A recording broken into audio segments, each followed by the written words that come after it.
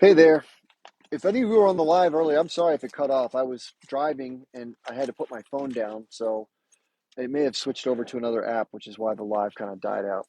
So, third time hopefully is the charm here. We had one earlier, a second one, and here's the third one. Actually, a fourth because one was at the protest. All right, let me see. My neighbor has my key too. All right, I'm just getting back from DC. Thank God I'm tired as hell, man. I'm hungry and tired and just very tired, by the way. All right. Sorry about the mess here. Whew, it's cold out today. Oh, how's it going, everybody? Sorry if you keep getting shaken off my lives. I thought I had I must have switched apps by accident to my navigation app, so I apologize for that. Man, it is cold out. Damn, and windy too. Really, it's not too bad. Rain is not that bad. Cold is not that bad. But when you have rain and wind, or rain, cold, and wind, that sucks, right? That sucks. But people are probably tired of coming into this live. Like, my God, he's already cut us off 3 times. So sorry about that. But if you don't mind tapping on my head, because we're going to have less people here because of my shenanigans. Okay, let me see who's coming in. By the way, if you're coming in from someplace other than the United States, can you please tell me where you're from? I always like to see what's going on. My neighbor take care of my dog for a few hours, which is sweet. All right, here comes the dog. Dog, look, doggy. Hey, say hi to everybody. This is Ruby. Hi, Ruby. You're all excited, huh? Come on, you come back. All right, let me turn the light on. Yep, Miss Ruby. I was going to take her today to the protest, but then I thought, you know what? She's going to be freaking out. So, okay, you guys know my normal routine. I'll put it down in my kitchen here. There we go. Yep, Ruby and the kitty cats. This is one thing that sucks. So let me show you this. This is such a bummer. So I have this nice plush carpet here, and unfortunately, oh man, I let this is I have to roll it up because my cats and the dog pee on it. In fact, did they do it again? They did it again, man. Fuck. That must have been Ruby. Yeah, they keep peeing on the carpet. I tell you, man. Sometimes, animals are wonderful, but when they do stuff like that, it's like, yeah, makes you want to scream, right? Hello, how you doing? Hello. Happy Saturday to everybody. Let me get my jacket off here. Oh, that's cool. Thanks, Maz. Yeah, I was. This is the fourth live I've been on today. So I started one when I was first out in Washington D.C.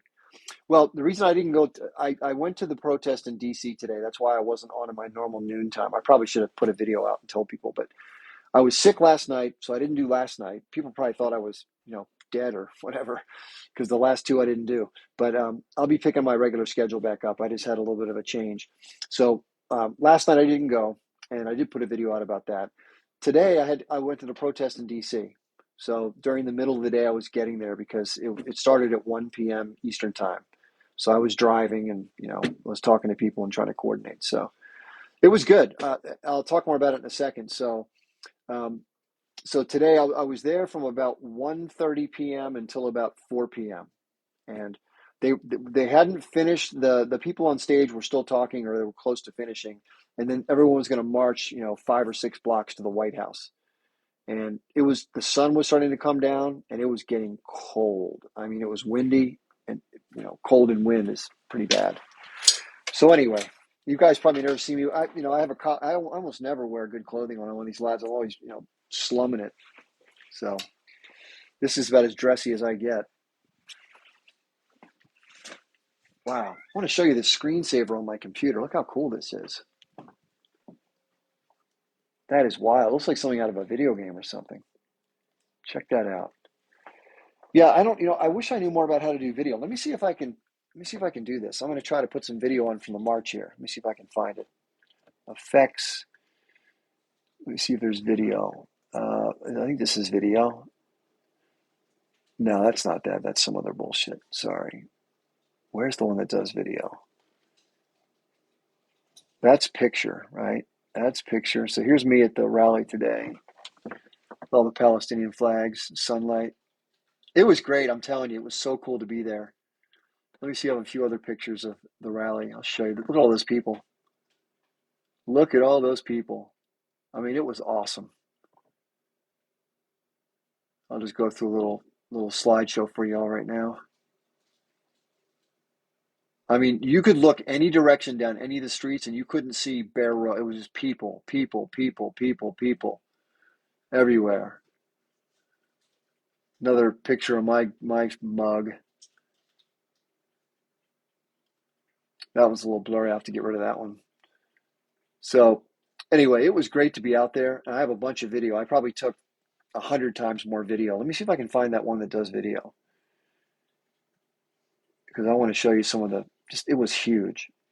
All right, let me see here. I wish I knew more. I'm not that good at TikTok, man. I should be by now, but I'm not. Where's the one that does video? It should look like that one, but there's one other one that has video. Here it is. Nope. Is that it? No, damn it. The one that has video is not appearing. I don't know where it is. Normally it's right next to the one that has photograph. But that'll probably have to do for now. Let me get this silly thing off of here.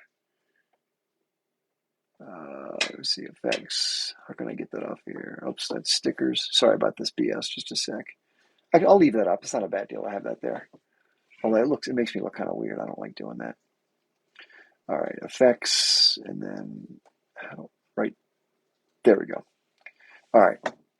Yeah, as far as the management of TikTok videos, I'm the worst. I'm telling you, I need to do some tutorials, but we make it work. But no, I was talking to on the last live. I don't know if you've come back. I'm just going to repeat this because it was kind of cool. Yeah, I'm sure there was a lot of people carrying this stuff because it was a big march. It was awesome to be there. So glad I went. But a lot of people came up to me. I was just walking around kind of, or standing around sometimes next to some folks, and so many people came up and said, "Hey, Chip, how you doing?" So I'm guessing Omar's asking how big it was. I'd say probably between 350 and 450,000. Some people said it was more, but initially I was a little worried about going with I brought a hat and sunglasses and a mask because I thought I better stay incognito, right? Because you never know what's going to happen at one of these things, these Zio crazies. But it was fine. It was fine. It was surprisingly uneventful, which was good. I don't think there was anybody disrupting the crowd that I saw there. That was a good thing. So, yeah, I met so many nice people. Everyone was so nice to me, come up shaking my hand, or a lot of women came up and just said hi, which I was very unexpected. None that want to be my future wife. None of that going on. But I mean, just people coming up and being nice. Yeah, the turnout, like I said, was about 350 to 450,000 people. I'm guessing it was a lot. And what normally happens at these things, just so you know, I've been to a lot of protests there. When you get more than about 150,000 people, the phone signal starts to go down, and then when you get more than 300, it doesn't work. So yeah, someone says they were there for 5 hours. Good for you, Greg. That's pretty cool. Yeah, I've never seen so many Palestinian flags in my life. They were everywhere, and the signs are really cool too. Let me see if I can. Oh, that's on video too. Damn it! I wanted to show you all the video. There are these trucks that people are paying for, and they have like these big TV screens on the side, and they show all sorts of cool like billboard signs, but every 5 or 10 seconds they switch. And man, they had some good ones. I took a video of it for like 5 minutes just to catch all the ones. So I'm going to show you that. I'll do a video about that tonight. Security, there were a lot of police there, a lot of Capitol Police, a lot of DC Metro Police, but there were some horseback police officers, but there as far as I could tell, there was nothing going on that was problematic. Everyone there was super peaceful, and yeah, that Omar and I were there. We were talking for a bit. And as I was saying, when Omar was there, a lot of people came up and said hi. It's really gratifying to have people come up and say hi to you because you don't know a lot of people. This is the beauty of the internet, right? I mean, it's amazing. And Omar and I were talking. Omar's in the chat here, and I met him. I met him, and I don't know if that was his wife, but I met his cousin or his nephew, I think it is, and a few other people. So, and I think his brother showed up too, if I'm not mistaken. And these guys, I mean, listen, obviously, if you don't know who Omar is, he has family in the West Bank, and he obviously was at the march, and we got to talking. He recognized me. But it's just amazing when you hear it firsthand, right? You talk to people that have literally lived it, breathed it, experienced it. I mean, I've watched a lot of videos to learn, but I've never experienced it, right? you just hear things, it's just all the stuff. One of the things I've heard about it before, but Omar explained it in such a way that when the settlers come into the West Bank and they pretty much set up shop on a piece of land that's not theirs, they will build the community, which is usually very well constructed, right? And they put a wall around it and stuff like that. But he told me a story about the wild boars, which I had no idea about this one. So I don't know if I didn't heard that, but Omar told me that the Israelis, they're so depraved. The Zionists, not all Israel, I should say, the Zionists and the settlers, they're the depraved ones, in my opinion. They injected, from what Omar was saying, they injected them with some sort of thing that makes them more aggressive, and then they set them loose in the territories where the villages are, so they would, wreak havoc on the local population. I mean, anything and everything they can do to make life miserable for Palestinians, it seems like they're wanting to do it. I mean, there's so many things. I mean, from the sewage water they spray on houses twice a week to, the checkpoints. They put in another checkpoint, his cousin was saying. They caused somebody going from like a 15 or 20-minute trip. Now it's 4 hours or something like that. And it depends on the day with the soldiers. I mean, but anyway, back to the development. So normally if you have a development, right, you have a sewer system or at least some kind of, septic tank or something. No, they go up high on the ground and they'll literally just run their waste down the hill towards a village, a Palestinian village. It's like, literally, holy shit, right? It's unbelievable. Somebody says they have a great video for me to check out. That's Danny. Yeah, sounds cool. I'll check it out. You can also send me a connection. Well, you can do it here if you want to, or if you want to contact me on Telegram if it's a sensitive video. Because sometimes if you try to send stuff here, it won't stay up long. I've had that happen a lot. People send me videos that says this video is no longer available. My Telegram is just Chip Barnes, so you can send it there too. Yeah, I got home. It took me about an hour and a half to get back. I'm usually about an hour away from DC, but traffic was crazy, obviously. Yeah, I mean, the march was great. It was fantastic. There were a lot of people, a lot of vendors there selling a lot of buttons and flags and shirts and stuff. In fact, I think Omar picked up a couple shirts. So funny. We were talking about this. This is a Middle Eastern thing, right? Just so you know, because I was in the Army, and when I was deployed to the first Gulf War, I went with one of my fellow officers. I was in a tank unit, but we had to go get some supplies for our unit out in the field. So we drove back in a Humvee into Riyadh, which is right smack dab in the middle of Saudi Arabia. And it's called a field ordering officer when you go out and buy stuff. So we went into the shops to get things, right? Because we had a whole list given to us.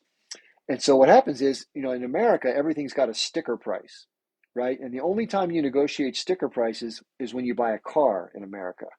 Everything else at like a retail store or a shop that has clothing, it's just whatever the price is, that's what you got to pay. There's no like negotiating. Well, the first thing Omar did was when the guy said one shirt for 20, he goes, "How about two for 30?" It's just like you said, it's in the blood to just to haggle. It's a long-standing practice in Middle Eastern culture to haggle for stuff, right? So when I went to Riyadh, there's no price tags. Like we're so used to, how much does this cost? You don't ask that. You make an offer. Like, how about, 7, 8 dinars or whatever, Iraqi dinars. And the guy's like, 15. How about 12? Okay. And then you shake it. It goes back and forth like that until they come to a deal. It's just not something we're used to doing in the United States. So, and by the way, we overpay for everything because of that. We should have the ability to go in and do that, you know, but that's not how it works here. Anyway, yeah, if you go into a store like Walmart, which is one of our big chain stores here, and you have something, on the shelf, and you ask an associate for help, and you say, "Hey, this is $30. Can we do it for 26?" That doesn't exist, right? No, my live schedule has not changed, Asmi. It's just I wasn't able to go last night because I really wasn't feeling well. I put out a little video about that to tell people. And then today I was going to the protest. So I let people know before I was going. And if you didn't know, I had to drive about an hour to get there. It took about an hour and a half. And that was right in the middle of when I do my live. So when I got there, I finally got out of my car and, it was about 1:10 or so, 1:10 p.m., maybe 1 p.m. And then I started it then. But the problem is the cell signal was so low that it dropped after like, 4 or 5 minutes. Thank you very much for the well wish. I hate, no one wants to hear somebody's personal problems, but I will just share with you briefly. I've shared this before. I have like Gulf War syndrome that's kicking my ass. And I mean, if you saw me in the beginning of the day, it looks like a different person. I really struggle right now. And listen, it's nerve. No one is, this may get me. right? It may be, I mean, I feel terrible right now. I mean, like awful, like it kind of be merciful, quite frankly, with how shitty I feel. If something happened, I don't know if I can go get help from the doctors. I've tried for years to get help and they just don't, not much they can tell me. So anyway, we'll see. But, I'm trying to keep one foot in front of the other while you can, right? You do what you can as best you can, even though you feel badly. And, a lot of people have it worse, right? I mean, I've thought about what the other soldiers have gone through in the second Iraq war, and they got hit with things like improvised explosive devices, like they'd be going down the street and then boom.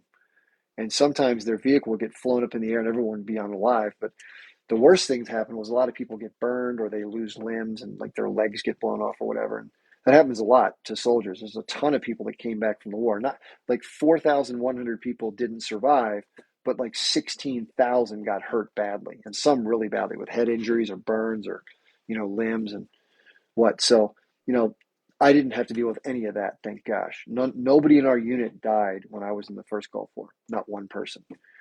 But unfortunately, like nothing's perfect, right? We got exposed to so many different things, including injections. They tested vaccines on us that had never been used before on humans. That's what they do when you're in the military. They use you for that, just like they use Gaza basically for testing weapon systems. It's the same thing with medicines on troops. But then things like depleted uranium, which are what gets put on the tank rounds, like the tank bullets that shoot at other tanks, that's not good for you. And the oil fires. I mean, we had oil on our uniforms for like 2 months. We were staying about a mile from these oil fires. And then these pills they had us take in case they were nerve agents. That stuff isn't good for you. And then the burn pits where they burn the trash and other stuff. And, just being in a war. So anyway, all that shit combined, I don't know what's causing it, but my neurological system is just way messed up. I mean, bad, and it's getting so much worse, like fast. Like I can see it by the last 3 years. I can just feel it getting so much worse. And anyway, I don't want to bitch. I'm just telling you what's going on. So if you don't see me after a while, you know what happened, right? Either I got banned or God banned me, which is going to be it's going to happen sometime, right? So. Uh, Yeah, I mean, listen, I'll do as much as I can as long as I can. I may not be as able, but I'll do what I can. So, um, yeah, a lot of people from Vietnam got exposed to this thing called Agent Orange, which was a defoliant because it was a jungle environment. And so to expose the other army, they would drop all this disgusting stuff, that and napalm, which just the chemicals are so bad. And then, of course, when people came back, the government, this is what they always do. They try to deny, like, we can't say for sure this is what caused your sickness. And they're doing the same shit with me because I've put in for benefits because eventually you can't work anymore, right? You get so fucked up you can't do much. And you ask the government, hey, can I just get enough to pay my bills? I don't want any extra money. Just give me like, $2,500 a month or whatever you can do. And right now they're giving me 150 because I'm rated at 10%. If you get rated at like 75, 80%, you get more money. Do you want food or do you want to go outside? I can't tell what the dog's asking me for. What do you want? You want food or do you want to go outside? Huh? I don't know what you're talking about. Let me give her a treat and see if she wants a snack. So I don't speak dog, unfortunately. Anyway, and if anybody else deals with something long term like that, it's just no picnic. It's no fun to feel bad all the time. All right, let me see if the dog wants one of these. Yeah, that's Ruby the hound dog. She's pretty sweet. All right, you want one of these? Here, on your bed, on your bed. Come on, you know the rules. On your bed. Come on, sit. Good girl. Oh, there we go. Oh, you dropped it. There you go. There you go. Here's some treats for the dog. Cats like treats too. So anyway, yeah, I've always lived with animals my whole life. I've always been a huge animal lover. And, I grew up like most people eating meat, which is animals, right? These are animals that are get processed for food. And I'm not here to lecture anybody. I'm just saying that, after a while, it just got to me so badly. I'm like, I love pigs. Have you ever met pigs before? They're amazing. They're smart, they're fun, they're nice, they're kind. I even like cows. I mean, listen, I know people look down on animals like, oh, they're animals. That's not how I see it. I look at life as like one big pool of beings and stuff, right? And I just think humans are a part of it. So, listen, don't get me wrong. There's food in the food chain, And if survival depends on it, I'm eating a cow or I'm eating a pig, right? I mean, that's the way it works. That's normal, right? There's survival is a whole different ballgame. But here I can eat other stuff as long as society holds it together. And you know, I can survive. Now listen, I enjoyed it, right? I grew up eating all this stuff too, like anybody else here. Most people grow up in America eating a lot of the same stuff, but it doesn't make it right. And I don't know. A lot of people have different thoughts about that. Some people don't have any moral issues, like whatever, dude, I like it. But I try to think. I was thinking that on the ride home today. I was thinking, like, what is it like right now? How many thousands and thousands of cows are in or on their way into a slaughterhouse right now? And when they get into that little box where they're about to be unalived, and they look down and they can see what's going on. They can see the whole thing happening. Of course, they have that moment of shock where they're like, "Holy stuff!" And there's that, right? Oh, thank you. Yeah, sorry about that. By the way, leaving a cabinet open can be really dangerous if you're leaning down and you come up. Somebody got major brain damage by doing that one time. So anyway, and in our society, we don't eat dogs or cats, right? They're considered companion animals, but we eat chickens and pigs and I guess ducks and basically a lot of other what we call farm animals. And the sad part is, I don't know if you know this or not, but in the United States, they have some rules that regulate this, but not many. And there are laws to protect dogs and cats as far as cruelty, but those don't apply in farm situations. So the cruelty in the modern food system, and you probably don't even want to be reminded of this. I'm sorry if I'm, upsetting the apple cart, but it does happen, right? It's just like I have a family where my mother doesn't want to hear any of this stuff. She doesn't want to hear anything about anything like Gaza or, Ukraine, just doesn't want to be bothered with it. Like would rather keep her head in the sand and just do her thing. And a lot of people are like that. That's understandable. But some cultures eat other animals, like some in Korea and in China. Some parts of those countries eat dogs or cats, and which is unimaginable to me. I mean, here's Fraser right here, right, Fraser? Good boy. You want a snack? Let me give him a snack.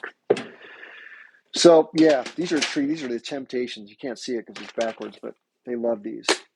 Did you watch videos of cows in the field wanting to hear the Holy Quran? No, but somebody today at the protest handed me a brochure and it said a simple guide to the Quran. No, I've never had if it's called what's that called? I've seen it prepared. Somebody asked me if I had raw steak. What is it called again?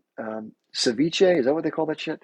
But anyway, so I've seen people eat it for appetizers at restaurants, but that's just not for me. I mean, I don't even get sushi with fish. I get the sushi with the vegetables, like the chopped carrots and the avocado and maybe some cucumber or whatever. Which, by the way, when you put on the soy sauce and the wasabi, it tastes the same to me. I don't need the fish. And by the way, just so you know, that I've seen all sorts of disgusting videos of sushi with the worms coming out of the salmon and stuff like that. It's just absolutely. I thought ceviche was raw beef. What is it called when it's raw beef? I forget the name for that. Anybody know?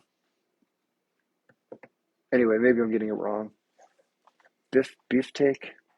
Tartar. Yeah, that's right. Steak tartare. That's what it is. Thank you for that. Yeah, when I used to get meat, I'd have it done medium well or well because anything that's bloody, I'm like no. But everyone else loves it like rare or medium rare, which is I think disgusting, right? Anyway, who the hell knows? But yeah, food is kind of tricky, right? Because I will tell you this, the one thing I don't like about changing my diet is the amount of time I have to spend to get food. I shop a lot and I have to prepare food a lot. I take a lot of shortcuts now. Like I eat a lot of bananas. Like that's what I had this afternoon when I was in DC. Like I eat bananas like crazy. I mean, I probably eat, I don't know, 30 bananas a week between the desserts I do and the snacks. And I think they're good for, I eat a lot of apples and I eat a lot of natural peanut butter and I use frozen, like sprouted grain bread. That's like my breakfast all the time. That or some like really healthy like oats or granola kind of stuff. I use almond milk, and I know almond milk environmentally uses a lot of water for the almond tree. I know it's not good for that, but that's my breakfast every day, along with some. Speaking of coffee, oh my God, yeah, I forgot about that. Damn, coffee. Oh, I'm so looking forward to some coffee right now. Holy shit! But I'll show you an example of something So this is something that I made. People always say, where do you get your protein, man? So this is a combination of a lentil stew. I don't know if you can see it. It's a lentil stew. This is some leftovers with some beans. I think they're pinto beans, and it's like a soup with rice. And I added beans to it, and then I usually will have. I mean, somebody turned me onto this. I'll take kale and I'll separate the leafy part from the stalky part because I think it's gross, and I'll heat it up in a pan, like just nothing, just no oil, and then I'll take the heated kale because somebody told me it releases the nutrients better, and I'll just mix it in with a huge pile of rice and a bunch of beans and some flavorings, and it's good. I'm telling you, it tastes good. It's filling. I eat a lot of potatoes. Like I have an air fryer, and I'll just slice up a bunch of potatoes, throw them in the air fryer, maybe add a touch of salt and vinegar, and just eat that.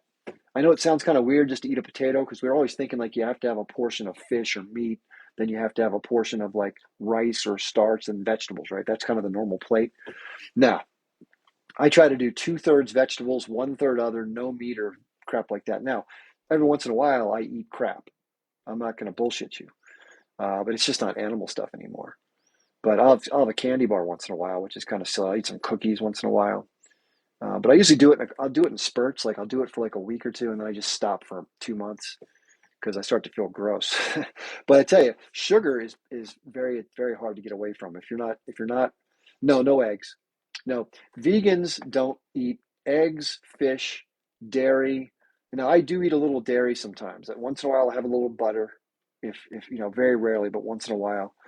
And then, because when I go to a restaurant, like to have dinner with my family or something like that, when I used to, if they had bread and butter, I'll eat some of that, because I just like it a lot. But because vegan butter, man, if you ever had it, vegan butter sucks. And so does vegan cheese. It's just gross. Yeah, that's cool. I mean, I'm sure there's a lot of other recipes. In fact, if you ever want to send me a recipe or something like that, you can either send it to my TikTok. I'm sorry, not my TikTok, to my Telegram, which is just my name, Chip Barnes, or you can send it to my email, which is in my link tree. It's at the very bottom. It says email me. Yeah, by the way, I've studied Dr. Gundry. Danny, I do not like Stephen Gundry, and I'll tell you why at some point. He sells a shitload of supplements and fake foods. Listen, think of it this way, okay? This is the best way to think about food. Let's rewind 25,000 years ago. Imagine you're a 16-year-old person, you're out in the environment, and you're trying to find shit to eat, right? You're hungry. What can you find? Eat that. That's how we evolved to be. We evolved eating stuff in our environment, just like every other creature you see. They find shit to eat, like squirrels get nuts, right? That's what they're. We are evolved. We evolved to eat mostly gathered foods, and occasionally, when we were lucky, we could hunt something and eat it. But in many cases, the bacteria from the raw animal made us sick, depending upon how long we kept it or what type of animal it was. But cooking it changed that, right? Cooking, you could preserve it, you can smoke it, whatever, and then so I think more and more animal products came into human diet. But I think for most of our existence, especially before the harnessing of fire, humans ate gathered stuff, potatoes, leaves, a lot of grasses, and stuff that you and I wouldn't want to eat today at all. But listen, if you're starving to death, you'll eat anything. Trust me. You'll even eat dirt if you have to, which is crazy. But you would eat the roots of grass if you were hungry enough. Trust me, you would. Starving is a very, very crazy thing, and your desire to survive is bigger than anything. So you'll do the craziest shit to survive. Remember that plane that crashed in the Andes with the soccer team, and a lot of the people who had passed away were laying in the cold snow, so their bodies, and they started consuming portions of their unalived teammates because they had to survive until they got rescued. So yeah, I don't have many Middle Eastern dishes in my recipe book, but I do have a recipe guide. I spent a lot of time researching this, and then I created a huge set of recipes that I have. By the way, the people on YouTube are incredible. Yeah, I saw those videos of Palestine in Gaza of people gathering grass for the kids to eat. It was just heartbreaking. But yeah, you'll eat anything you have to survive. Not that good, right? Speaking of, let me put this. I have oat milk in my coffee. That's what I like in coffee. But I use unsweetened almond milk for everything else I do, like my oatmeal and stuff like that. For some reason, I just like the way the coffee tastes better. It's like creamier. But I have to microwave this. I apologize. Let's just put it in there for 2 minutes. So we had somebody in the guest queue. I apologize, whoever was in the guest queue, if I totally ignored you. I'm so sorry. Somebody says oat milk is inflammatory. It may be. I probably drink a half gallon of it every 2 weeks. So it's not like I'm drinking tons of it, but maybe that's too much. I don't know. Yeah, I tend to talk about a lot of different stuff sometimes. A lot of politics and a lot about Israel Palestine, but then once in a while I go off on a tangent. I've spent too much damn time studying stuff. Just a weirdo. Speaking of which, I was thinking about that yesterday. I'm 56. I spend way too much time alone. Way too much time alone, and it's kind of just force of habit. And a lot of times, this is the weird thing about me that I don't know. Most people probably couldn't understand this. I have a really hard time like making plans. I don't know why. I just can't like decide what I'm. I just don't. I don't know. My brain doesn't work that way. But I had a girlfriend once, yeah, a long time ago, who was great at that. She was very socially connected, and we had all this. It was great. We went to the symphony together. We did all this other cool stuff. We went to social part. I don't go to social parties ever, but she knew all these people. We went to all these parties. A lot of people that I grew up with actually, but I'm not a big social guy, but I enjoy going. I just don't. I'm not. I can't spark the fire, but I can sit next to it. Put it that way. So anyway, if anybody's good at the social scene, I'm always impressed with that. It's something that I don't know. Everyone's different, right? So I love to go out. I just don't drag myself out by myself a lot because it's kind of weird being out by yourself. Although I've traveled by myself before. I went to Costa Rica one time, which was I would love to have coffee with you one day, Dan. What part of the world are you from? Listen, definitely email me. I'm down for it. Even if you make a new friend, it's cool as hell, right? I mean, dating is obviously kind of awkward sometimes, especially when you get older, because we're so stuck in our ways. And if somebody does one thing we don't like, it's like, nope. It's so funny how it works. But usually, the older you get, though, you realize that no one's going to be perfect, so you better decide to be with somebody. But I'm like, I got to tell you, man, I think the last time I went on a date was 4 years ago. That's how I'm like a miser. I stay at home a lot. I do a lot of reading. I do a lot of work on the computer. I'm doing some of this now, but that's not a well-rounded life, right? By the way, I did play guitar for like 3 hours last night, and I go into these spurts where I play the guitar, and um, I can play a lot by ear, but there's a few songs I like to learn. So I was learning a song, "Crazy Train" by I don't know if it's Ozzy Osbourne or Black Sabbath, but probably Ozzy. But I really like learning all sorts of music, and I love classical guitar, and I love acoustic guitar. So I don't have electric. I'd like to get an electric because you can bend the strings much better on electric. I mean, string bending on a steel string guitar is brutal. I mean, you really got to have strong hands to do it well and make it sound good. The other thing is, I don't know if you've ever played guitar before, and I'll play sometime for you all because I play some stuff okay, but I'm not a big singer. And I think the dog's waiting for food. Let me get the food for the dog. I can't tell, but you get these big calluses on your fingers. I don't know if you can see mine versus this hand, but I have these massive calluses from playing the steel string guitar. And it's fun. If you can learn to play a steel string guitar really well and crisp and clean, then you can play almost any instrument because it's the least forgiving among them. But you know, there's a guitar has so many cool parts to it. There's the finger, there's the fretboard to learn that. There's the different, you have bar chords, you have strange chords, you have, when you're kind of muting strings and stuff. It's fun. It's a lot to learn, right? And there's not right now. No, no, not right now. Somebody says you need to find a partner. Why don't you find a partner? You may not realize, but you're. Yeah, no. Listen, There's no doubt about it. Listen, I'm not at all. Not. I just. I don't know where to go meet somebody either. And I was on Match.com for a while, and I tell you, that's a war zone. I just don't want to do that. So, and it's. I think it's like $30 a month too. It's like wasted money. So anyway, somebody says I'm a violinist and I play piano. Yeah, very cool. Music is amazing, man. I mean, there's something about just getting into the mode of playing and you kind of forget yourself for a while and you just kind of get in the zone. And sometimes it's amazing. Sometimes you're not your best, but sometimes you really can. I mean, for some reason, I played this morning for a while and I learned that new song, Crazy Train. I just was just zipping through it, man. It's kind of fit like a glove. But I like a lot of classic rock, Led Zeppelin, Pink Floyd, a lot of Led Zeppelin. I love Led Zeppelin. And a lot, stuff like I love Black Sabbath, Queen, you know, The Police. This is all stuff that I grew up listening to, and I you know, the first song I learned how to play on guitar was called "Over the Hills and Far Away," if you know what that song is, and not the whole way through, just like the first, the first third of the song. It's got a lot of weird parts to it later. But no Stairway to Heaven. I did learn how to play that, but that's the one song you can't play around other people. It's it's annoying, I guess. It's considered the most annoying. But Message in a Bottle by the Police, that's a hard one to play because you really got to Andy Summers is really good because you really got to move your fingers out like this to get all the chords are very spaced out. It's 4 or 5 frets away, which is each little segment of the guitar. So, the weird thing is I started playing when I was 20 in college. Then I played for a year, didn't play much for a while, and I picked it up for a year or two. Then I went back. So I've only been playing for about 5 years, but over the course of, what am I now? Yeah, over 35 years, I've played for 5 of those 35. So I'm getting better now because I've been playing more frequently. And it gives me a pick me up. Like sometimes I'll go 5 days without touching it. I should do it every day because even if you play for 5 minutes every day, that's better than playing for an hour or two like I did, yesterday and this morning.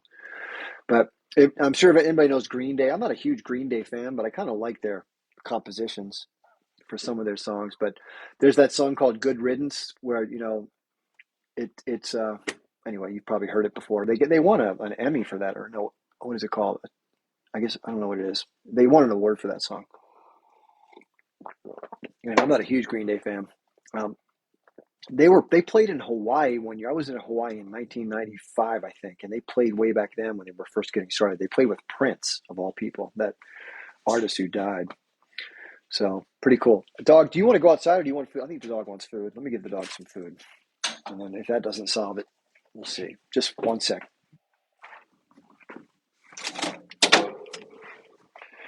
Yeah, the dog eats better than I do. The dog eats this fresh food, which is, you know, obviously the dog has to have some meat. I think. I don't know if dogs can be vegan or not, but so yeah, this is pretty cool. The dog gets a pretty good deal. So the dog gets this. I mash it up and I add in some of the dog kibble, and then I take warm water and I mix it in and it makes this nice little stew, and dog loves it. So right, Ruby, you love it. So you'll get to see this. She gets fed twice a day like this. But yeah, if anybody has any tips on how to meet somebody, I'm all about it. I mean, I used to meet. I think the best time I've met people is like when you just least expect it. Right, you meet somebody at the grocery store, or maybe like at a party or something like that with some friends, and you just kind of connect with somebody. But that hasn't happened much in recent years. So, but I'm definitely not against it. If anybody's recommending it, believe me, I'm right there with you. I think it's nice to have a companion and to be able to do something with somebody. Like I'm not going to have a family. That's just not. I'd love to do it because I think it'd be an amazing experience, and I think I'd like being a dad. I would foster somebody. Just to let you know, I would be a foster dad. But as far as having my own kids, the reason why I'm not doing it is not because I think I'm not against having kids. I read a book in 19. When did I read that book? It was written in 1980. I think I read it in 1991, something like that. Right when I got back out of the army, or no, 1992. It was written in 1980. It's called Overshoot by William Catton. Overshoot. And if you haven't read that book, I highly recommend you read that book, especially if you're somebody who's thinking about having kids and you haven't had kids yet, and make your own decision. But uh, it shook me up to the core. I was like, oh shit. So, the bottom line of the book is that, who knows the exact timing of it, but, human industrial civilization has some issues that are going to be challenging to deal with in the next couple decades. And I just figured if that guy was right, which it sounded like he was pretty straight, um, not too good. And so that's what kind of spurred my environmental thinking. And I know a lot of people, call people tree huggers or whatever, and that's fine. I actually don't mind hugging trees. I think trees are awesome. But yeah, I'm a tree hugger totally. I mean, I think that destroying shit for short term benefit of humans is silly. It's I don't know. I don't know what the word is, but I think it's irresponsible. Don't get me wrong. I'm standing here in a building with heat. I'm talking to you on a phone, which requires all this crazy shit and shipping across. So trust me, I get it. Here I am doing the same shit that I'm talking about, and I'm immersed in it, and here I am railing on it, right? So I'm just as much a hypocrite as anybody. You know, the ones that get the most flack are the ones that fly in the private jets and they have the massive vacation homes and they're talking about, you know, we need to solve the world problems. You're like, well, dude, how about if you start by not having a fucking private jet, right? But we could say that about all of us, right? I have all the same trappings of modern life as we all do, or most of us. And, or, somebody once said something, this guy named Nate Higgins, which I think he's a genius, by the way, if you don't know who Nate Higgins is. But Nate Higgins has a thing called the Great Simplification. And that's what he's talking about, like what's coming as far as how society's going to be changing when energy and all this other stuff starts to wane, which it already is a little bit. And, the bottom line is he said, none of us are at fault, but all of us are complicit. And I thought that was a really good way to put it. None of us are at fault, but all of us are complicit. And that's an interesting point of view. So that accepts the fact that we're all, part of it, but we didn't like choose it. We got born into it, and it's hard to break away from. Let's face it, right? You could go out in the woods and build a shack, and you'd be like, somebody would look at you like you're crazy, right? Yeah, I'm home right now. But, I think, and by the way, I used to think that modern industrial society could be made sustainable if we just did things like recycle and put in electric cars and wind turbines and solar panels, the whole 9 yards. I thought we could industrially switch. And then I came to learn, no, it's not going to do it because there's just so many inputs that aren't electrifiable, can't be electrified, as well as just all the other stuff that industrial society does. There's a 1-to-1 ratio from material inputs and a 99.4% relationship for energy. So for every unit of GDP, gross domestic product, it requires a ton of stuff from nature to be destroyed. And it also causes pollution on the other end, right? And emissions. So there's no escaping the reality that it's like, I always say this because this upsets people, by the way, but fuck it. It's my favorite analogy, so I'm going to use it because this is my life. This is not to say anything negative about people who have gained weight, okay? I could care less how you want to live your life. And if you have and you don't want to change, don't. This is not with that caveat out of the way. Imagine if you went into a doctor and let's say you're 500 pounds and you're way overweight and the doctor starts talking to you and he's like, we probably need to talk about some changes or you're going to be in big trouble with your health. And so the person who's overweight, who's used to, I'm not saying everybody who's overweight does this, okay? This is an example just to paint an extreme picture so you can look at the juxtaposition, okay? So let's say that person comes in and you ask them what they're eating and they say, well, I eat this for breakfast, I eat this for lunch, I eat this for a snack, I eat this for dinner, here's my evening snack. And let's say among those things, there's 2 pints of ice cream like I was doing for a while. I talked about that already today, which, I had no business eating 2 pints of ice cream. That's a lot of ice cream. So let's just say that's what they're doing. So imagine if that person in talking to the doctor says you need to make major changes, right? And the person's like, well, I like eating. I don't like eating that rabbit food. I tell you what I'll do. Instead of eating 2 pints of ice cream, I'll eat the second pint is going to be low fat ice cream. What do you say, doc? And the doctor looks at the person and is like, you're not getting it. You need to change everything you're eating from top to bottom. You just have to take it on. If you don't, you're going to die. Now, not everybody who's overweight is unhealthy. Okay. I want to make that clear because some people get really mad about that. You can carry weight and still be healthy, usually for a while. Most people get unlucky with their health later, like I'm 56. Most people start to have problems with diabetes and shit like that, but not everybody. So I don't want to be, I'm not a doctor. I'm not telling you what your life is. I'm just saying as an example. I know I'm going overboard. I just don't want to upset anybody because of their body weight. I know people are very sensitive about this. So, but now let's talk about the comparisons. So eating low-fat ice cream of the second pint is equivalent to wind, solar, electric cars, and recycling, if you get the point. But what needs to change is all of the major portions of industrialization and industrial activity, right? That's what has to change. And there's no way the people that run the world and make money off it are going to consider that, much less do it, right? So I will tell you this. If you don't know who the Amish are, the Amish people, AMISH, they live in Lancaster, Pennsylvania primarily, which is about an hour and a half from where I am.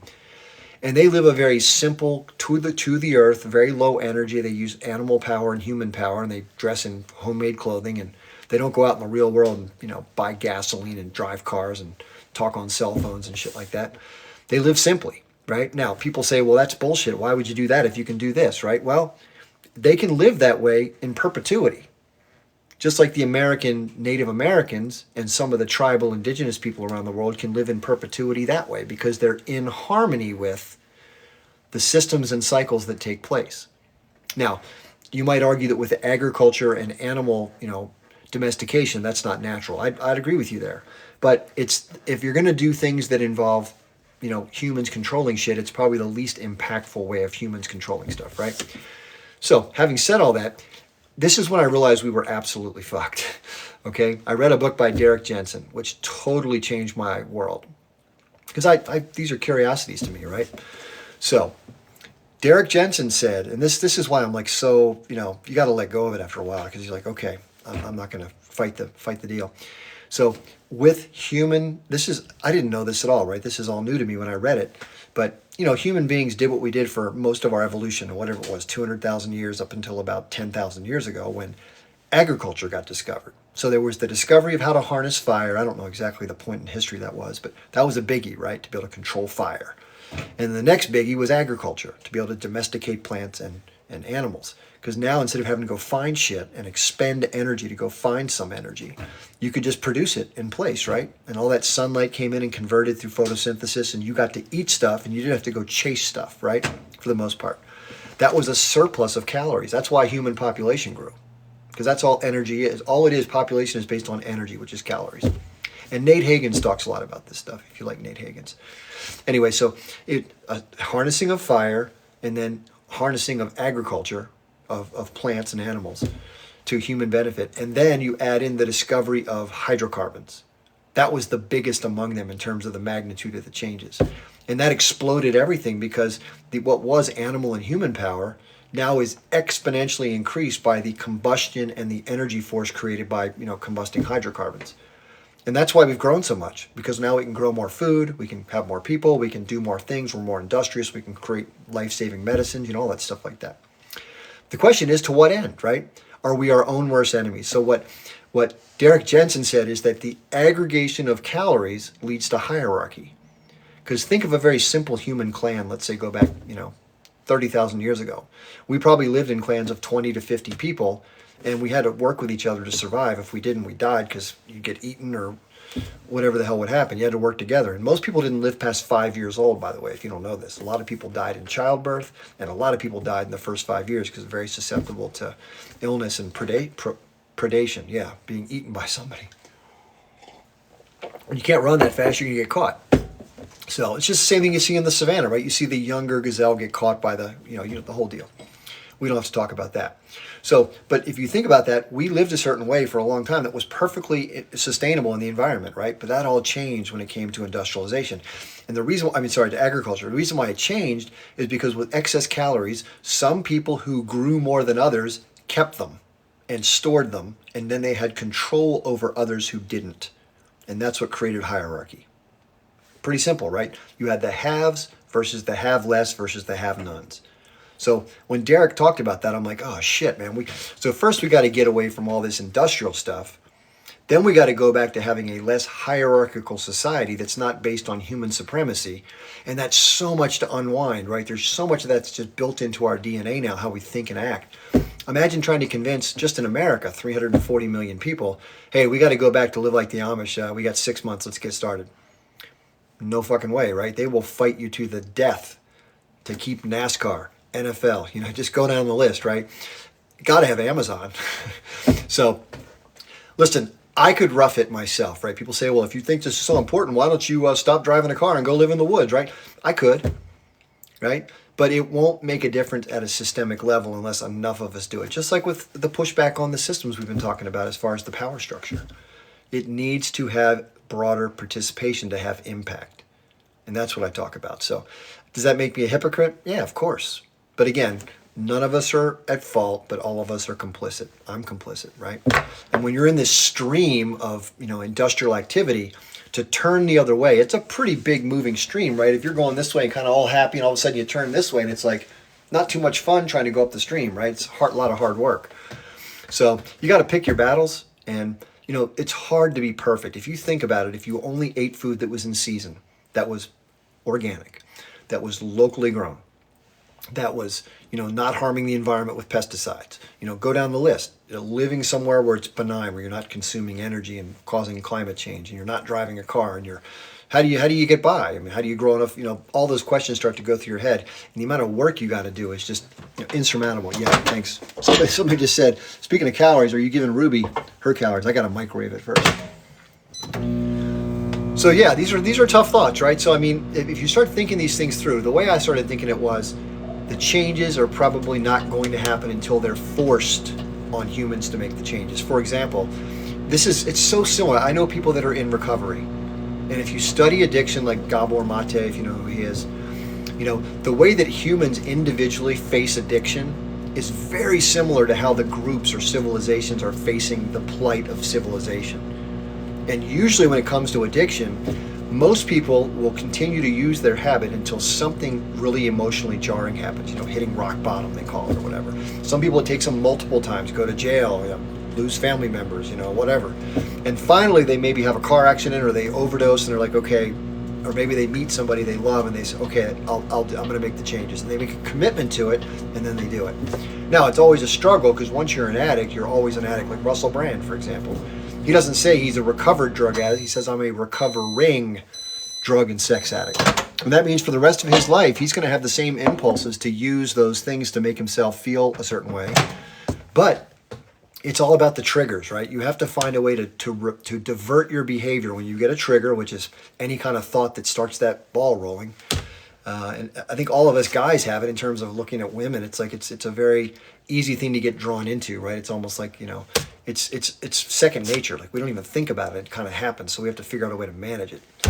And that's where we're weak, right? It's hard to manage that stuff. So you need a support system.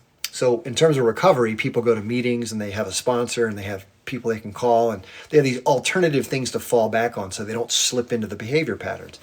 And we're creatures of habit, and it's hard to get out of your behavior patterns, right? It's very hard.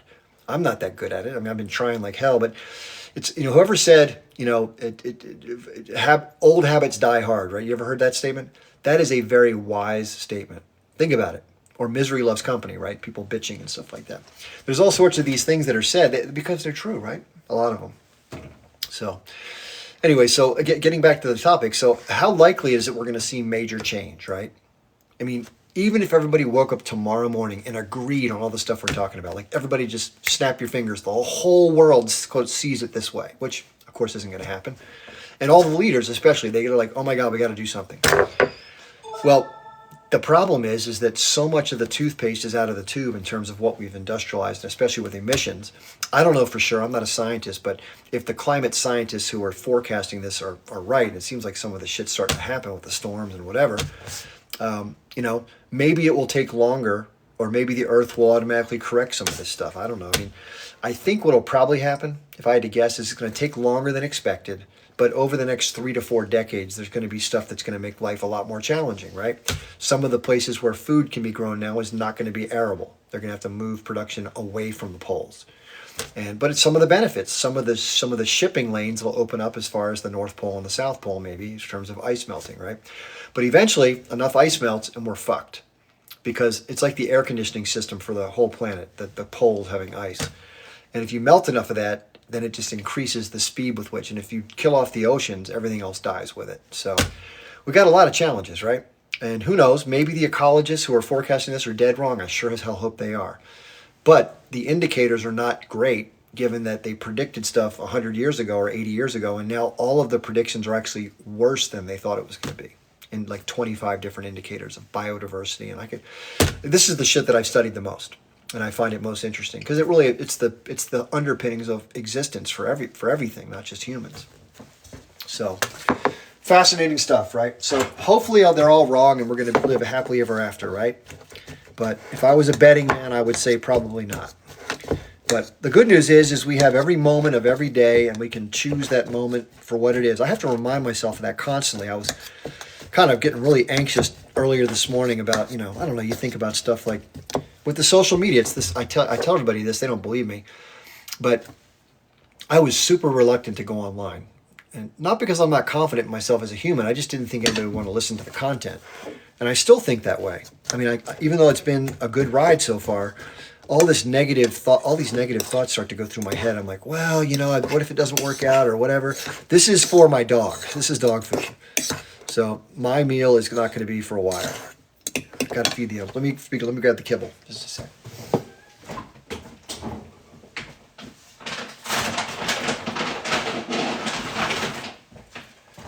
So, just literally food for thought, right?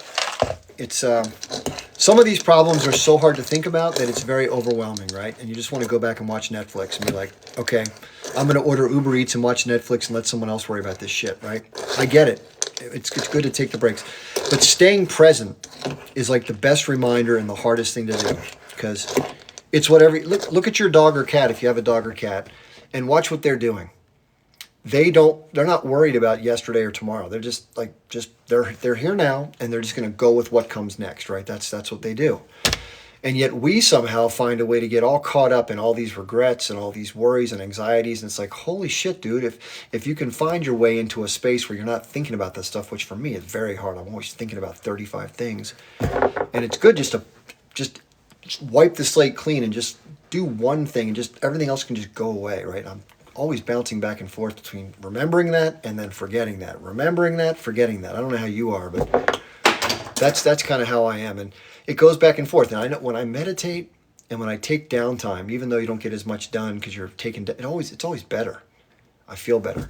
And whenever I'm constantly trying to cram information in and just go on this crazy bender of just trying to get everything in my head, I just feel all like the tuning fork. So the view, yeah, we can get more. Thanks for mentioning that. If you don't mind tapping on my face, if you think this is interesting and you think other people might like it, do me a favor, just tap on my forehead, or you can punch me in the nose or whatever you prefer, and then it'll get more people coming in. Because, I'd like to get, for some reason, Eric Warsaw. If you know who Eric is, I think he does a great job. He consistently has between 400 and 600 people in his lives, and mine has dropped a lot. I used to get about between 500 and 1,000, and maybe it's because my way of doing things has gotten worse, but I think they've been limiting who they send my lives to in terms of the little thing you see flashing. And so I think about 3/4 of my followers don't get notified. So I don't know how I'm going to change that, but that's happening in the space. That's what's going on right now. So anybody want to come up and talk? I'd love to hear what you have to say. If you want to ask questions about the protest, let me just do this for a sec.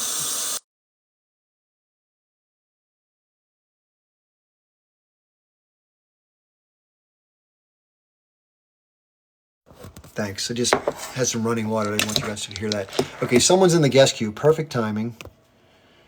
All right, we have Epi Revolution. Come on in, my man. Thanks for waiting. Hey, Kip. Oh, wait. Uh, I was curious. Are you familiar with the Panthers and a lot of their accomplishments or actions? I didn't hear the word that you said. You said something's Uh, accomplishments. the Panthers, the Black Panthers. Are you familiar I with their?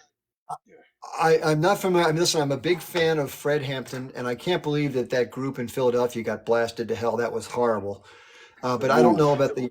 Do you want to share the things that you want to share? I'd love to hear it. Yeah. Okay. Well, I'll start with the Move organization that you mentioned. If anybody wants to look That up was what she's terrible, man. talking That was about, worth. That's the kind of shit that Israel would do. that's the bombing of Osage Avenue. Yeah, that was So if fucked you want to up. look it up on YouTube, look up bombing of Osage Avenue. That's a video. I should have said another word. You know, I don't know.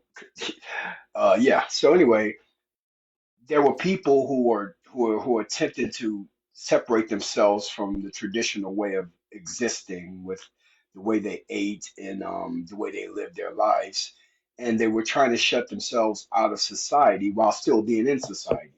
And Yep. ultimately, long story short, the government used barrel blast devices dropped from helicopters in 1986 upon the city of Philadelphia in a Yeah. crowded, normal street block, and completely destroyed it. Then stood in front of it and took pictures like the IOF people do. And it was all a bunch of basically hippies, black hippie types who wanted to, show a different way. Now they were annoying in the sense of they would play their political or their messages on their block loud, and so and the neighbors would go, turn that stuff down or whatever. And then they was trying not to pay municipalities, so they was trying to live off the land while in a house. So some of them weren't considered savory. They didn't shave their hair. They just had a little oddness about them, but they wasn't T grouping nobody or doing any type of criminal activities. It's just that simple noise complaints. And the neighbors complaining about noise brought that allowed these situations to go to the point where these people got unalived by weapons of mass destruction. But I wasn't prepared for that, so I would probably advise everybody to go. Like I said, check out the Move organization and the Alming Bay of Osage Avenue.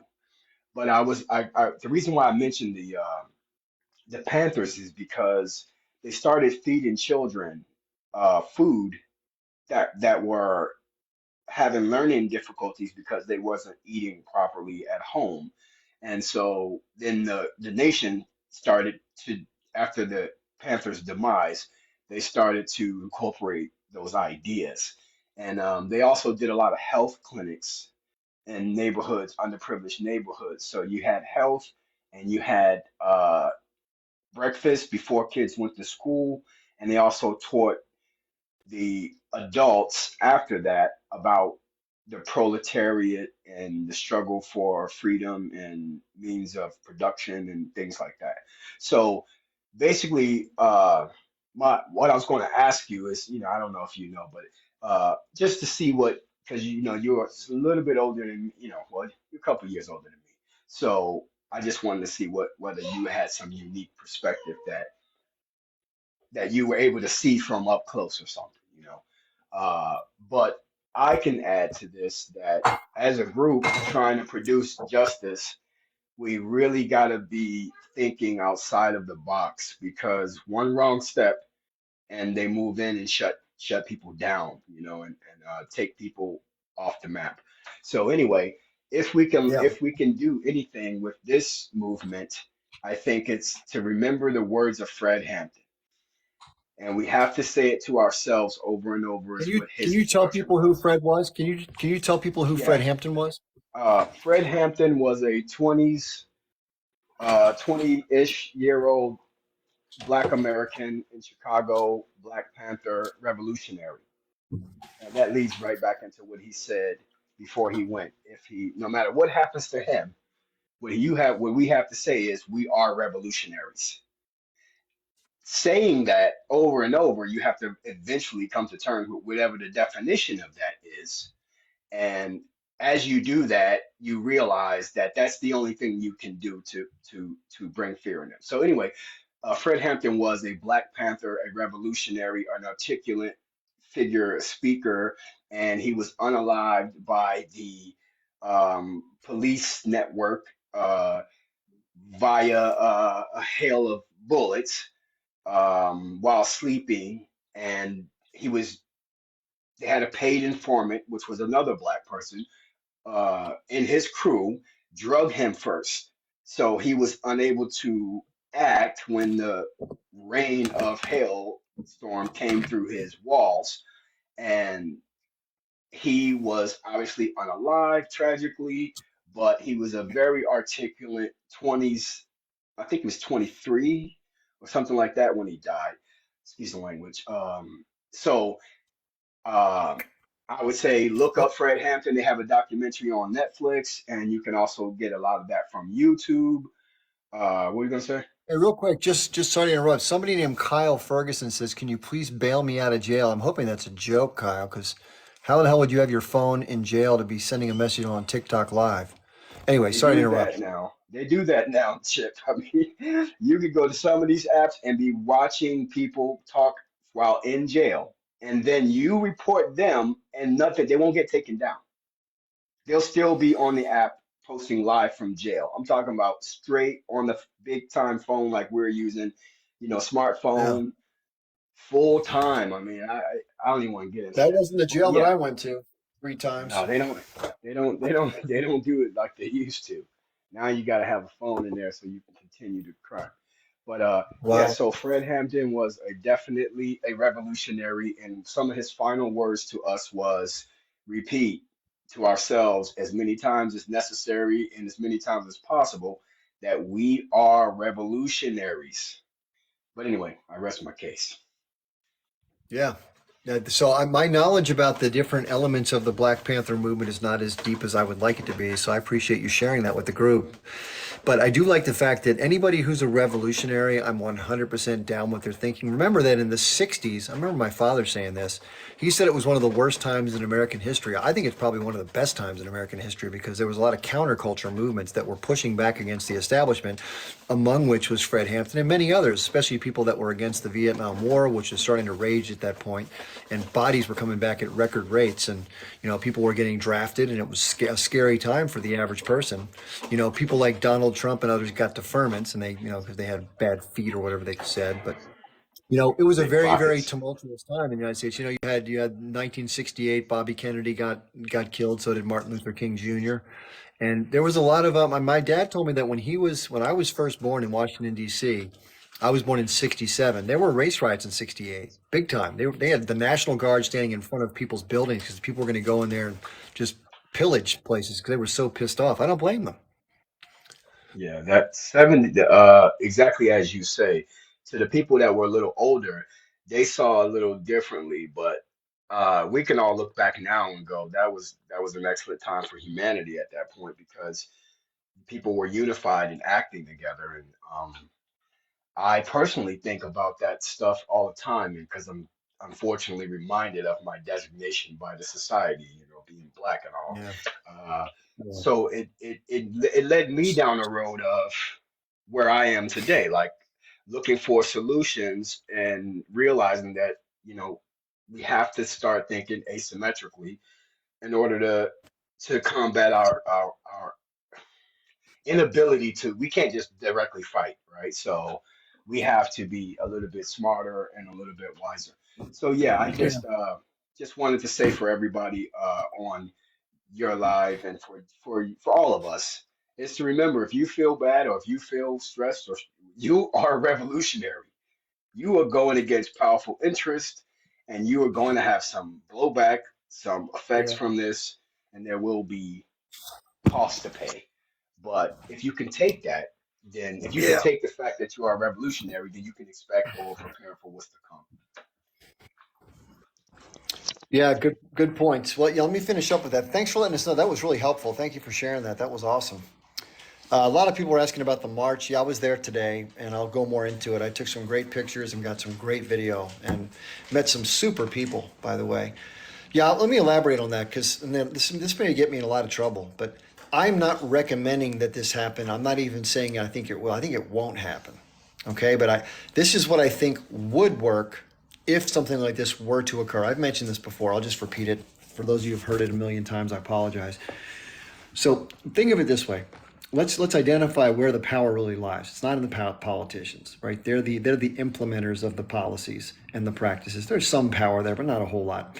I call it bookends. They're stuck in these bookends, right? You have groups like APAC, let's just call them special interest groups. There's industry special interest groups. There's nation states, other types of interest groups that advocate for policies that favor them.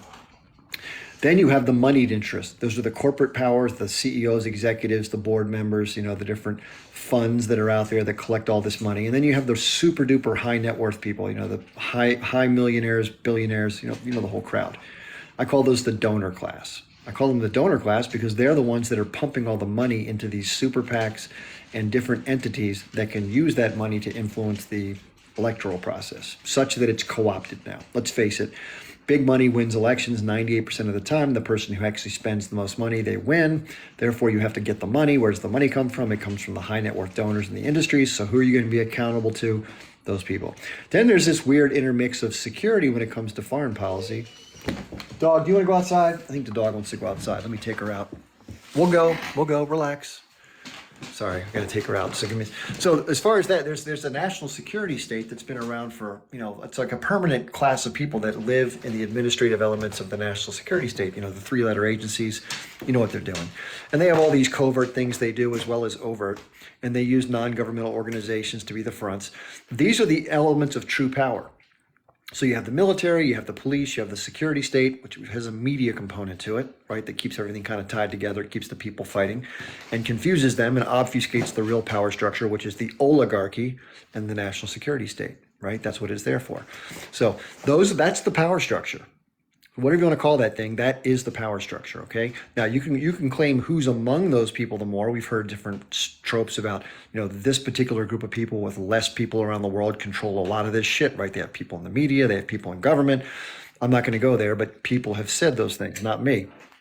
So there's a very few people that have accumulated a lot of the wealth that control almost everything that goes on, right? So the question is, how do you break through that? If things are going to change, that has to change, right? If that doesn't change, nothing's going to change. You can vote for A, B, C, D, or E. They jump into the same mud pit, same result, right? Doesn't matter how great a person you put in there. If you think I'm a decent person, I wouldn't last 24 seconds in one of those deals. They wouldn't put me up to not. They do everything they could to crush me in the primary. They wouldn't even let me on the ballot. If I got in by some miracle, once I got in, the party would never do anything to help me, and I'd be squashed. I'd be a one-term and out person. That's just the way it works. So how do you break that power structure? What's the language that they speak? Okay, these people speak about money and power, right? And if you don't affect one or both of those, they're not going to do anything. Let's face it, right?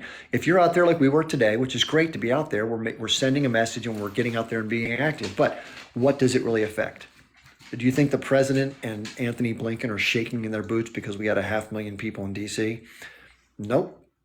Because what are the phone calls they're going to get from people? Who's going to call them and say something has to change? Nobody. Doesn't affect anybody, right? Now, why would somebody make a phone call who's giving a lot of money? Well, what if they're not making the money they're used to making, right? What if something changes and they're no longer doing what they thought what they're good at, what they're used to doing, right? That's a change. That's what has to happen. And as far as the national security state goes, there's money being appropriated for all these overseas wars and the Department of Defense, quote unquote. They're making their money, right? So they're happy. Now, what has to change there? Something has to give. What would cause them to give? Think of you for a second. Let's say you have $10 billion and you're used to making all this money every month, and every week or every month you see a new report coming in that your stocks have grown by this much, your private companies are making this return on investment, everything's good, right? You're on the golf course, you're at a cocktail party, you're bragging about it to your friends, life is sweet. So how's it going to break that? Well, you have to do something to change that, because that's what'll get their heads to pop up like, wait a second, they won't be playing golf that week. They'll be talking to the elected officials saying, what the fuck? What are you going to do about this, right? That's what gets them angry. How would we, the people, cause that to happen? That's the real question. That's the real question. So that's what we have to talk about. Now, if you're working for an individual company and you're among the other workers and you're being screwed, the company's making record profits. Your salary may have gone up 1%. Your vacation time's been cut. Your pension's been cut. There is no pension, whatever. And you're like, this is fucked up. We're working all this work, and the company's making bank. The investors are getting paid and we're getting nothing, right? That's what causes people to get pissed. So in a workplace, you organize, you talk to your coworkers and say, hey, listen, I know you're a Trumper. I'm a Biden person. But let's put that aside for a second, because we both have a common problem. Our common interest is to resist or negotiate with the people that own the place, because we want to get a better deal, right? The outcome needs to be better for both of us. So we put aside our differences, we work together, we form a union. That's organizing. The union has a fund. You pay union dues.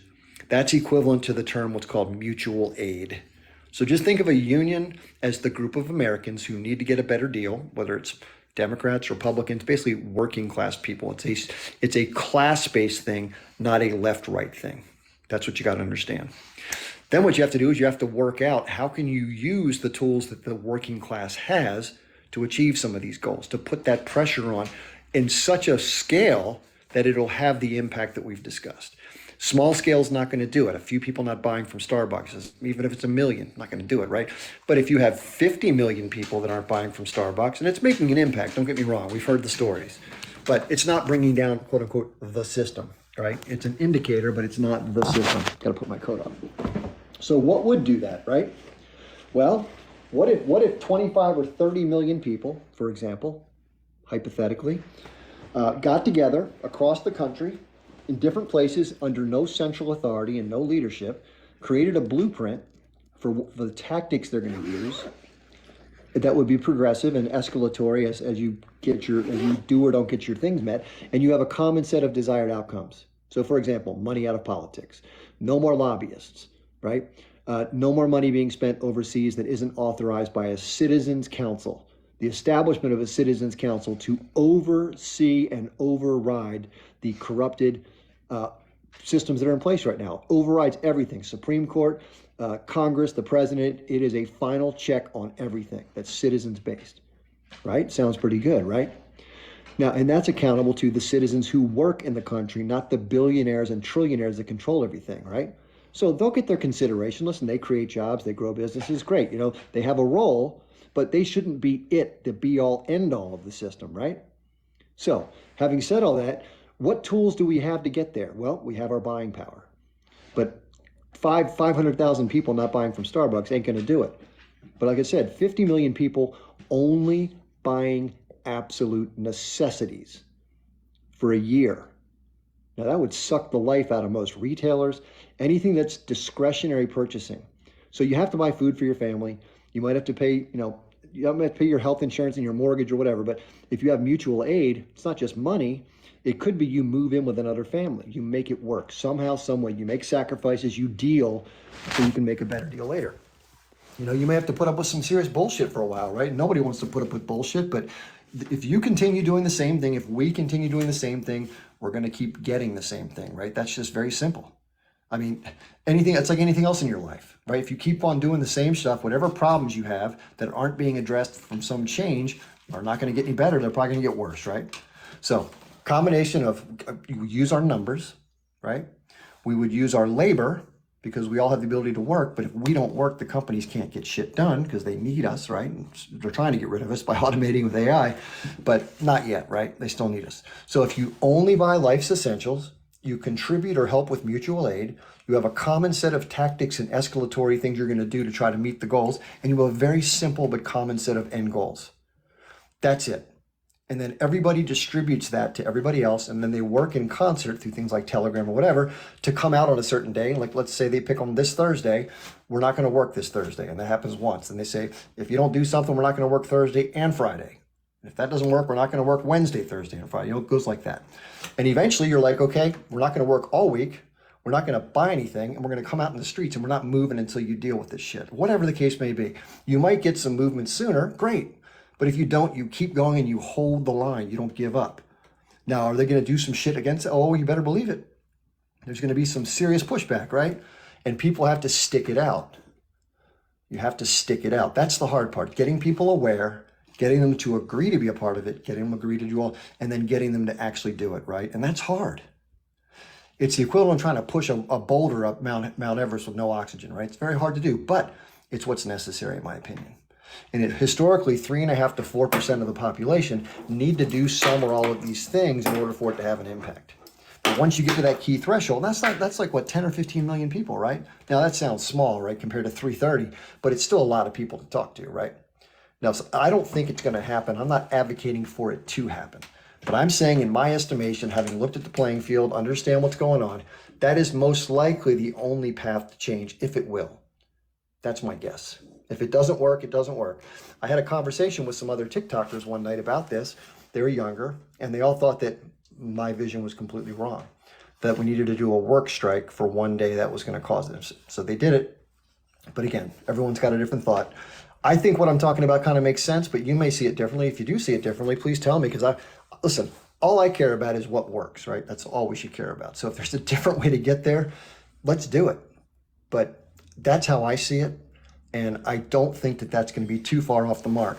And it may not work at all. Even if everybody woke up tomorrow morning and wanted to do it, I don't know if it's even possible, right? So we'll see. Anyway, so here comes the dog. We're taking the dog out. Somebody's in the queue, or at least they were. Sister Libre. I think she was at the protest today, if I'm not mistaken. Were you there today? Yes, I was. Beautiful. Yes, I was so bummed I didn't get to meet you. I don't know why this is not working. Hold on one second. Well, Can you hear me? I can hear you fine. How about now? Can you hear me? Yes, I can hear you. Oh, I great. can hear you fine. Can the audience hear her? I think so. Yeah. So I was at the protest. I was hoping I'd get to meet you. It was crowded though. Cell service went out, but what a great day. Yeah. For people who weren't there, it was all different ages. So many people. I was so surprised at the people who brought their infants and toddlers. Yeah, that was Um, cool. it was very cool. Um, you know, every different religion, every different ethnicity, every different nationality was represented there, all different ages. It was incredibly peaceful. There was a comment when I first joined your live where somebody said, why are people breaking down the White House? That did not happen at all. Nobody was doing anything sketchy at the White House. It was a really good Yeah. day. Good. Were you there the whole time, Chip? Estimates, did you hear any estimates? I guess between 350 and 450. Did you hear any different numbers?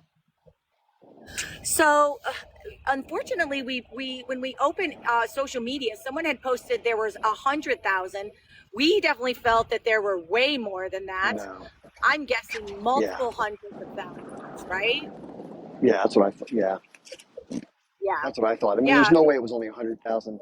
My first guess was 250, but I couldn't see enough. You have to really see it from above to make the estimates because they know pretty much based on a square meterage how many people are usually in these places. So anyway, yeah. we'll see. But the numbers aren't really as important as far as the fact that it was a much bigger and much more energetic crowd. And I think I've never seen so many Palestinian flags in one place in my life. It was unbelievable. Yeah, I agree. And it was really cool in front of the White House to have we had a lot. You're breaking up a little bit. I don't know if it's me or it's you.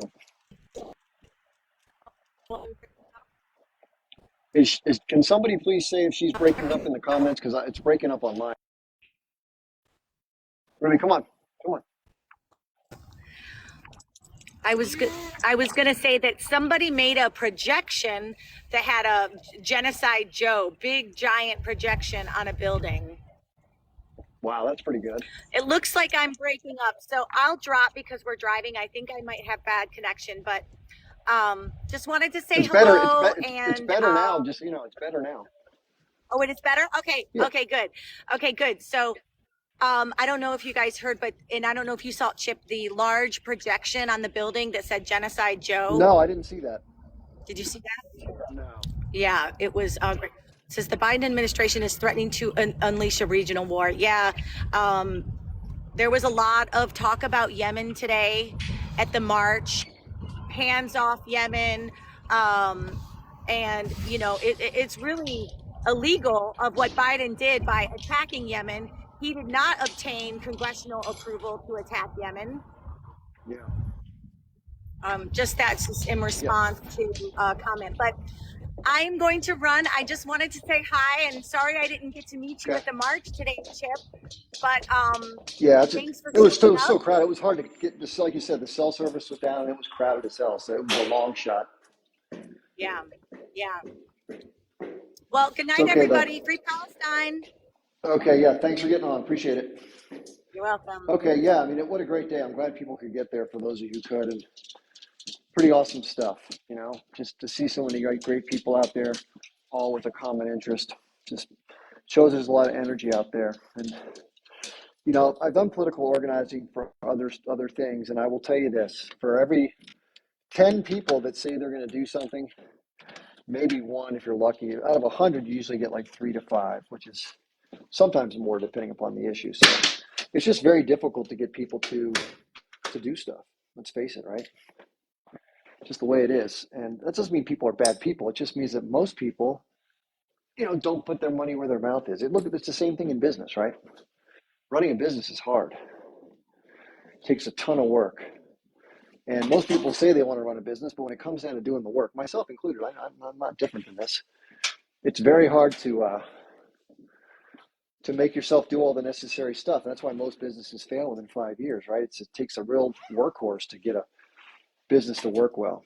So anyway, same thing with organizing. And that's why I'm saying, as far as what I talked about a moment ago, it's unlikely, because of that reality as well as some of the other stuff. And let's face it, there's a whole media apparatus that exists for one purpose, and that's to keep the mindset of the public in a certain place on a lot of different issues, but especially in my country and in the Western nations, especially in Israel, to keep people thinking one way so that they're not willing to question the way the system works. Listen, they need people to be compliant workers, right?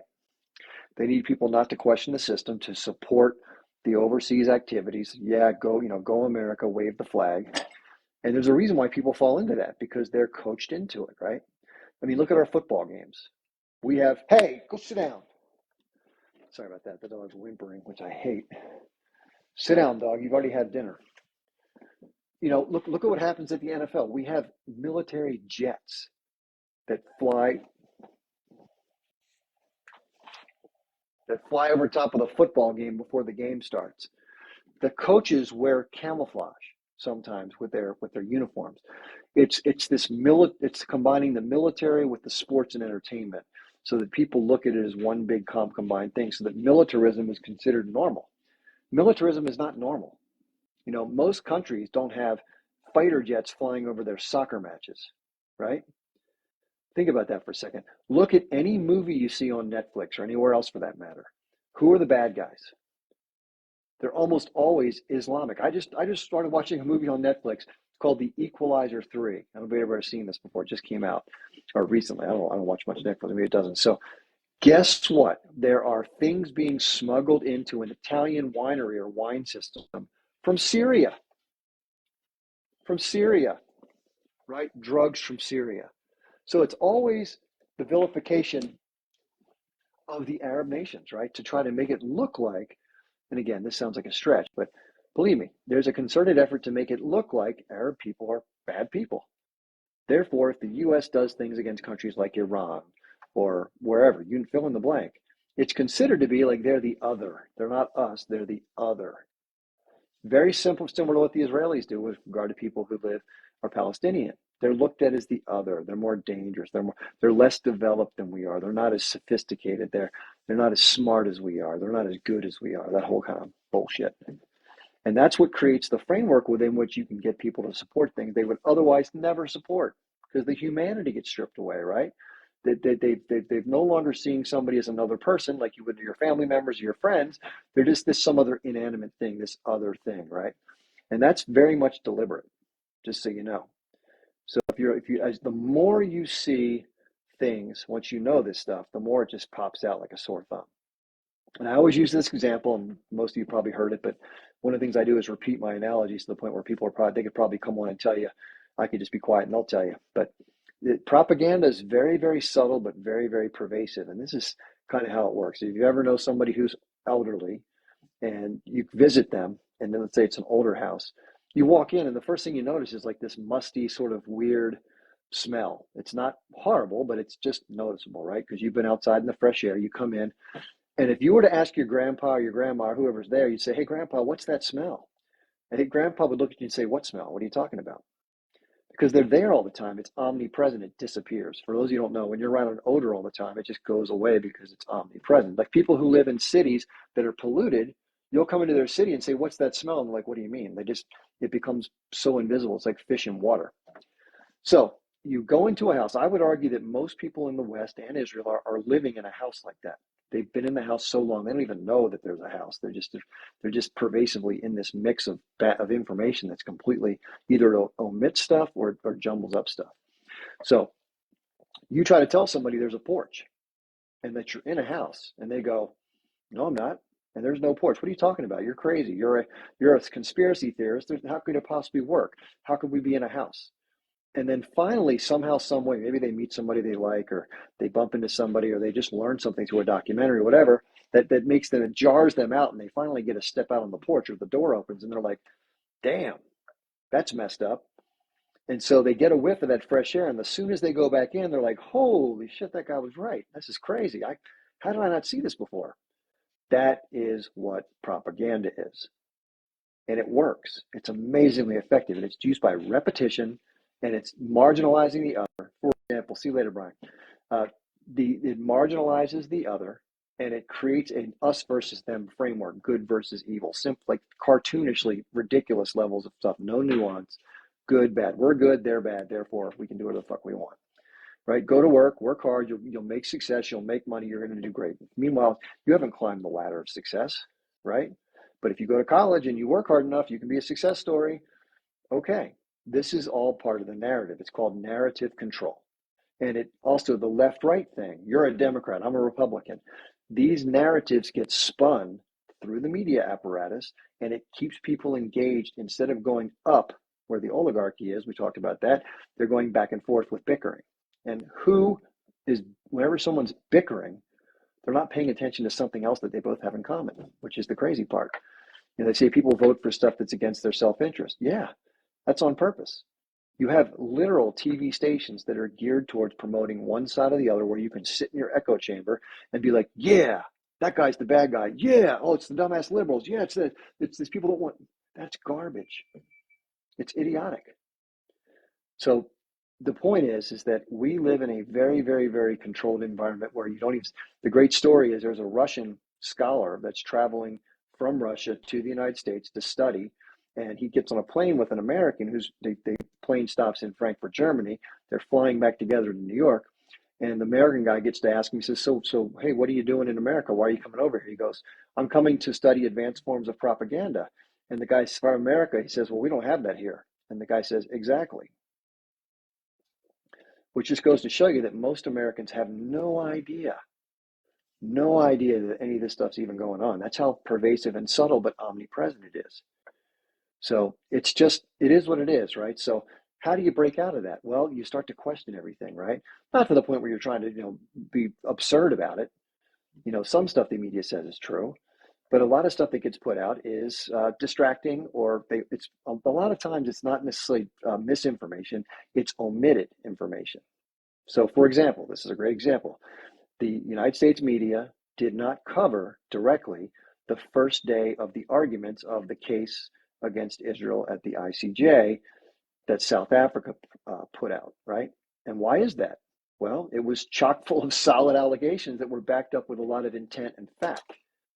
Therefore, that was not something that the American public, that our government wants the American public to support Israel, and they're part of our foreign policy objectives. And therefore, it's not shown. It's just omitted for decades, because there was a limited reach between, very limited cable TV, or even just three TVs over the airways, 3 TV channels. The media system only covered stories that were completely favorable to Israel. They would use language that was favorable. They would omit certain stories. In fact, they almost no coverage of all the stuff that was done ever in the West Bank or the Gaza Strip, ever. It was all based on Israel's narrative. They said that the Arab countries are the bad guys and blah, blah, blah, blah, blah. You get the idea. So this is what, quote unquote, we, meaning those of us who care about the truth, are up against. And it's not a simple thing, because this is the crazy part. Now, social media has been changing this. This is the one positive, but again, it's also being abused as well, as we can see right here, this kind of crap that's going on. But some of the information now is coming out to people, which is a good thing. But think of it this way. If you're a media company right now, you're trying to do what you're trying to do. How does this stuff get so, how does it happen that way? How can it possibly be coordinated, right? Well, you got to wonder, how many people actually sit at the top or own the media organizations? Like, how consolidated is this industry become? If you don't know, very much so. 5 or 6 businesses control like 97% of all the media outlets in the country. So that means that the board and the shareholders and the CEO and the management and the editorial staff that implements whatever the primary focus is going to be for the organization is very limited in terms of that leadership structure. So it's relatively simple, theoretically, for different inputs and influences to hit those hierarchies and then be shifted through the organization. In addition, if you tend to hire people who tend to believe they're in the old person's house already, they're not someone who stands on the porch questioning stuff. They have a desire for a 6-figure plus salary. They're more geared towards the system itself. They're not likely to question anything because they've never questioned it before. Why would they? They see what comes off of Reuters or the Associated Press, or it's talked about on the, and of course it's got to be real, right? It couldn't possibly be fake, right? That's just some Trump, conspiracy, whatever. So they tend to not be ones to question because they go into journalism school and they buy into the whole game. Now, for the few that do finally get on the front porch about a story or other stuff, they start to think, oh, what do I do now? I got this six-figure salary, I got a mortgage, I got the kids, blah, blah, blah. You're faced with this dilemma, right? Do I speak up or do I continue just to go along and just kind of eat what I've learned? And that comes up a lot in these corporate deals. And once in a while, people get ousted. And look what happened with Mehdi Hassan. Great example. Mehdi Hassan did an interview with Mark Regev about what's going on in Gaza and made the guy look bad on TV. And that was like the final straw. He had been moved off of the anchor position to a weekend position. He did an interview and they got rid of him altogether. So the bottom line is these things happen over and over again. Anybody like Tucker Carlson, great example. Now, I'm not a big Tucker Carlson fan on a lot of issues. I think he's kind of a mean-spirited conservative jerk a lot, but he's opened his mind up a lot too, which is a good thing. So, but he also got bounced out of Fox News. So you have Mehdi Hassan leaving MSNBC. You have Tucker Carlson leaving Fox. Mehdi will land somewhere. He's a talented guy. But Tucker already landed on X. He has the Tucker Carlson show on Twitter, X, Elon Musk. Got a huge contract. And I think his team does good work generally investigating certain stories. I think some of the things they do, I'm scratching my head. Like the interview with Andrew Tate was garbage. And I almost think that Andrew Tate paid Tucker Carlson for that interview. I'm guessing, because it was just basically an Andrew Tate propaganda show with no deep questions. But who knows? So I don't know. But like I said, good and bad with everybody. But to say that this doesn't exist here is just absolute malarkey, right? And it exists everywhere. Every country does some of this. But I think the U.S. and Israel are the most effective at it, and they use the most pervasive techniques. I think if most people literally got a bullet points of all the stuff our country really does to destabilize other countries, what the three-letter agencies do to affect the media, the NSA systems, the militarism, all the corruption, if that was laid out for people point by point very clearly, and then they went to think about what they're going to do, that'd be a different way of thinking about what's going on in the world. They see things differently. But that doesn't happen for a reason. Television was in 96% of households. I don't watch TV, so I'm part of the 4%. But 96% of households in the United States have television and have access to the broadcast media. So it's an incredibly powerful tool. It's a reach into everywhere. It's like the claws are everywhere in people's minds. So all you got to do basically is put stuff on the programming that doesn't get into this shit. And if it does, then you put it on at 3 a.m. for some rerun of a documentary that was done back when. And occasionally they have a hard-hitting story that maybe touches the edges of it, but not enough to give people the full picture, right? So somebody says, get your own heart right with Jesus, study the Bible. Well, that's a suggestion, Carol Fisher. I hope that you've been able to do that for yourself. You probably have, because otherwise you probably wouldn't be telling others to do it, right? At least I hope so. But I was raised a Christian, by the way, and I read the Bible, and I was confirmed through confirmation class when I was 13, and studied and tried to embrace what I was being taught about. I was an Episcopalian Christian, which I just, listen, maybe I'm just a skeptic by nature, but I just couldn't get my head around it. I'm not trying to disparage anybody who does find a way to their faith. Good for you. I'm happy that you're happy and you found it. And I could be totally wrong about my reluctance and my skepticism. I'm not even agnostic. I'm a little more sympathetic to the fact that I'm probably wrong. I don't know, but I just don't know. But anyway, getting back to these systems. So this is why it's going to be so much more difficult to do the things that I mentioned earlier, because most people are in that house, not even knowing they're in that house. And when you start telling them some of this stuff that needs to happen, they don't see it. They do not see it. They don't understand it. They're not aware of it. Therefore, they don't feel the need for it. And they think you're a whack job that just wants to start trouble, right? And even some people who find out about it or hear about it don't want to be told there's a porch. They just want to stay in the house and cook and clean and not think about it, right? They don't want I call it pulling on the rug that somebody's standing on. And that happens a lot. When someone like you and I who have knowledge about this stuff goes to try to talk to somebody, they resist, right? It's natural to resist stuff like this. So I can't disparage anybody who wants to resist it. It's uncomfortable to admit that your whole reality is basically upside down and that there are things you have to face if you're going to be realistic, right? That's tough. It took me a while to get through all this stuff. It's always a process of learning, right?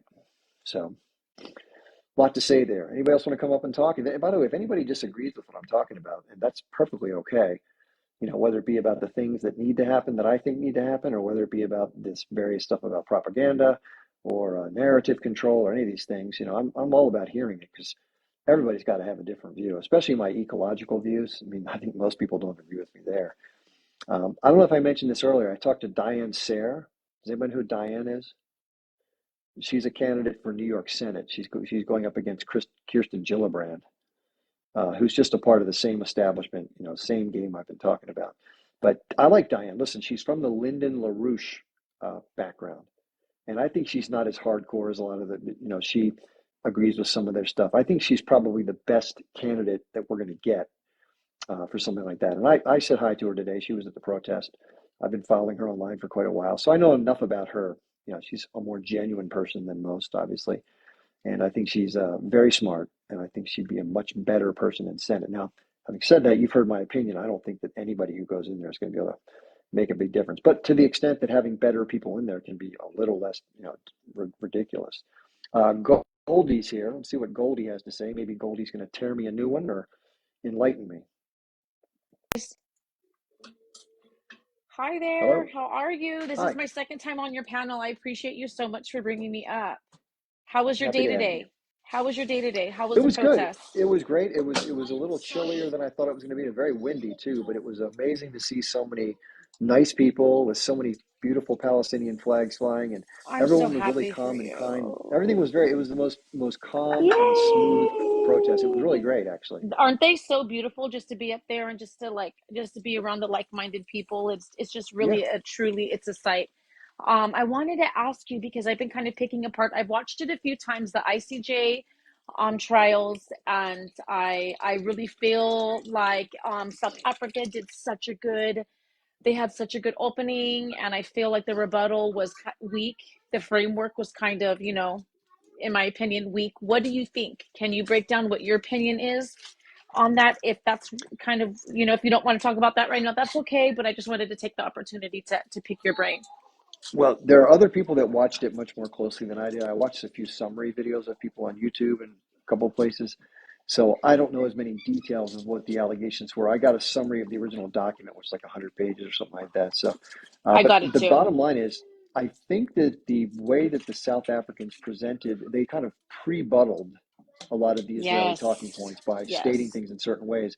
And I think it was very difficult. I mean, whoever took that job to try to defend the Israeli position, I tip my cap to them because it's hard sometimes to defend. I always like to say this.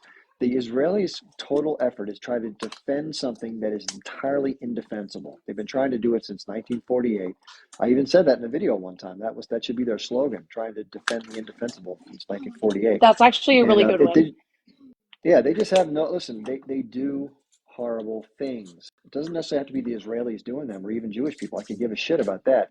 It's just the Mm-hmm. behavior is rotten to the core, Yep. and it's self-serving, it's selfish, I would call it, you have a superiority complex with which you do it to the other, and you subjugate them to your whim, you make them miserable, you unalive them, you injure them, you terrorize them. I could go down the list for an hour and I probably still wouldn't get it all done.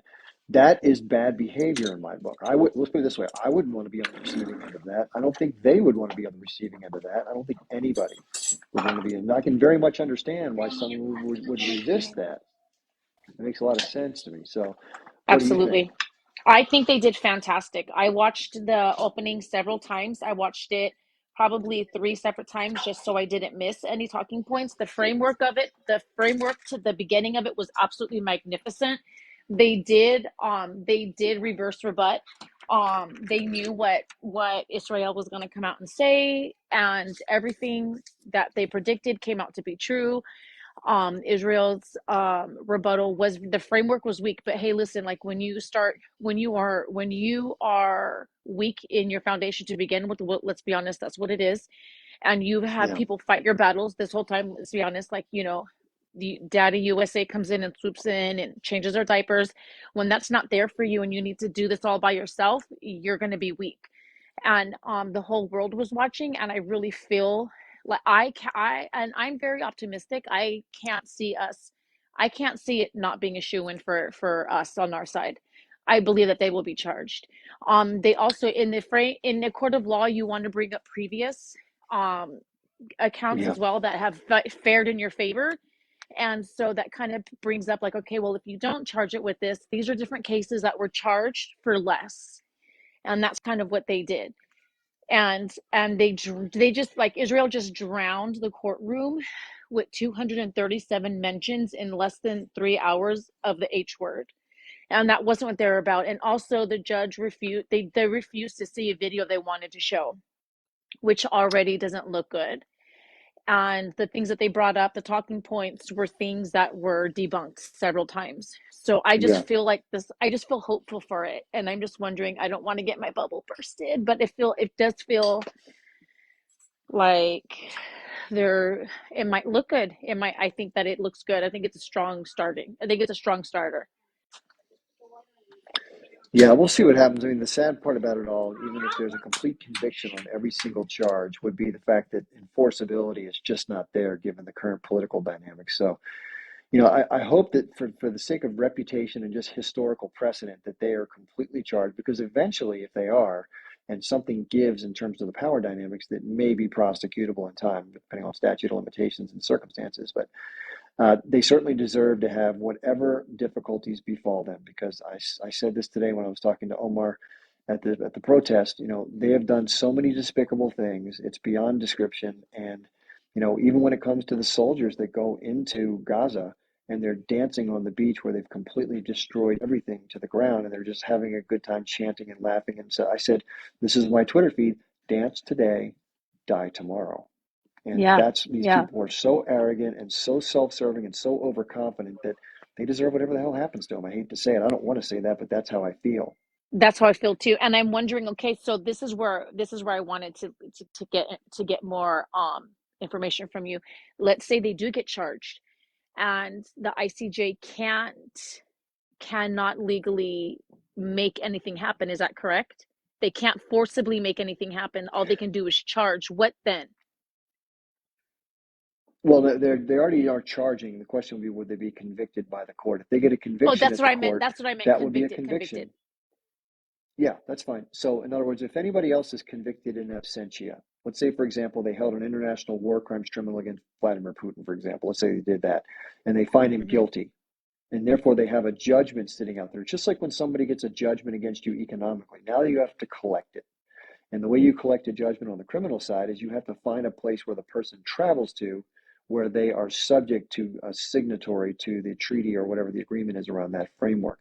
However, even if that is the case, let's say that Putin travels to an African nation to talk about developing and whatever partnership, and the country is a signatory, but it would be politically devastating for that country to arrest and turn over a key leader from an ally that might be helping them, do better. So it's all about cooperation, and obviously the people who are in power have to travel somewhere. Just like George Bush, he couldn't have gone to Europe after what happened after the Iraq War, because there were actual, there were Yeah, war I criminal remember that. proceedings against George Bush, or they would have grabbed his ass. So, and Dick Cheney, same thing. He couldn't travel overseas either. So the problem is that there probably will never be accountability so long as the U.S. is providing backup and the U.S. government doesn't change its policies and the same interests are still at play.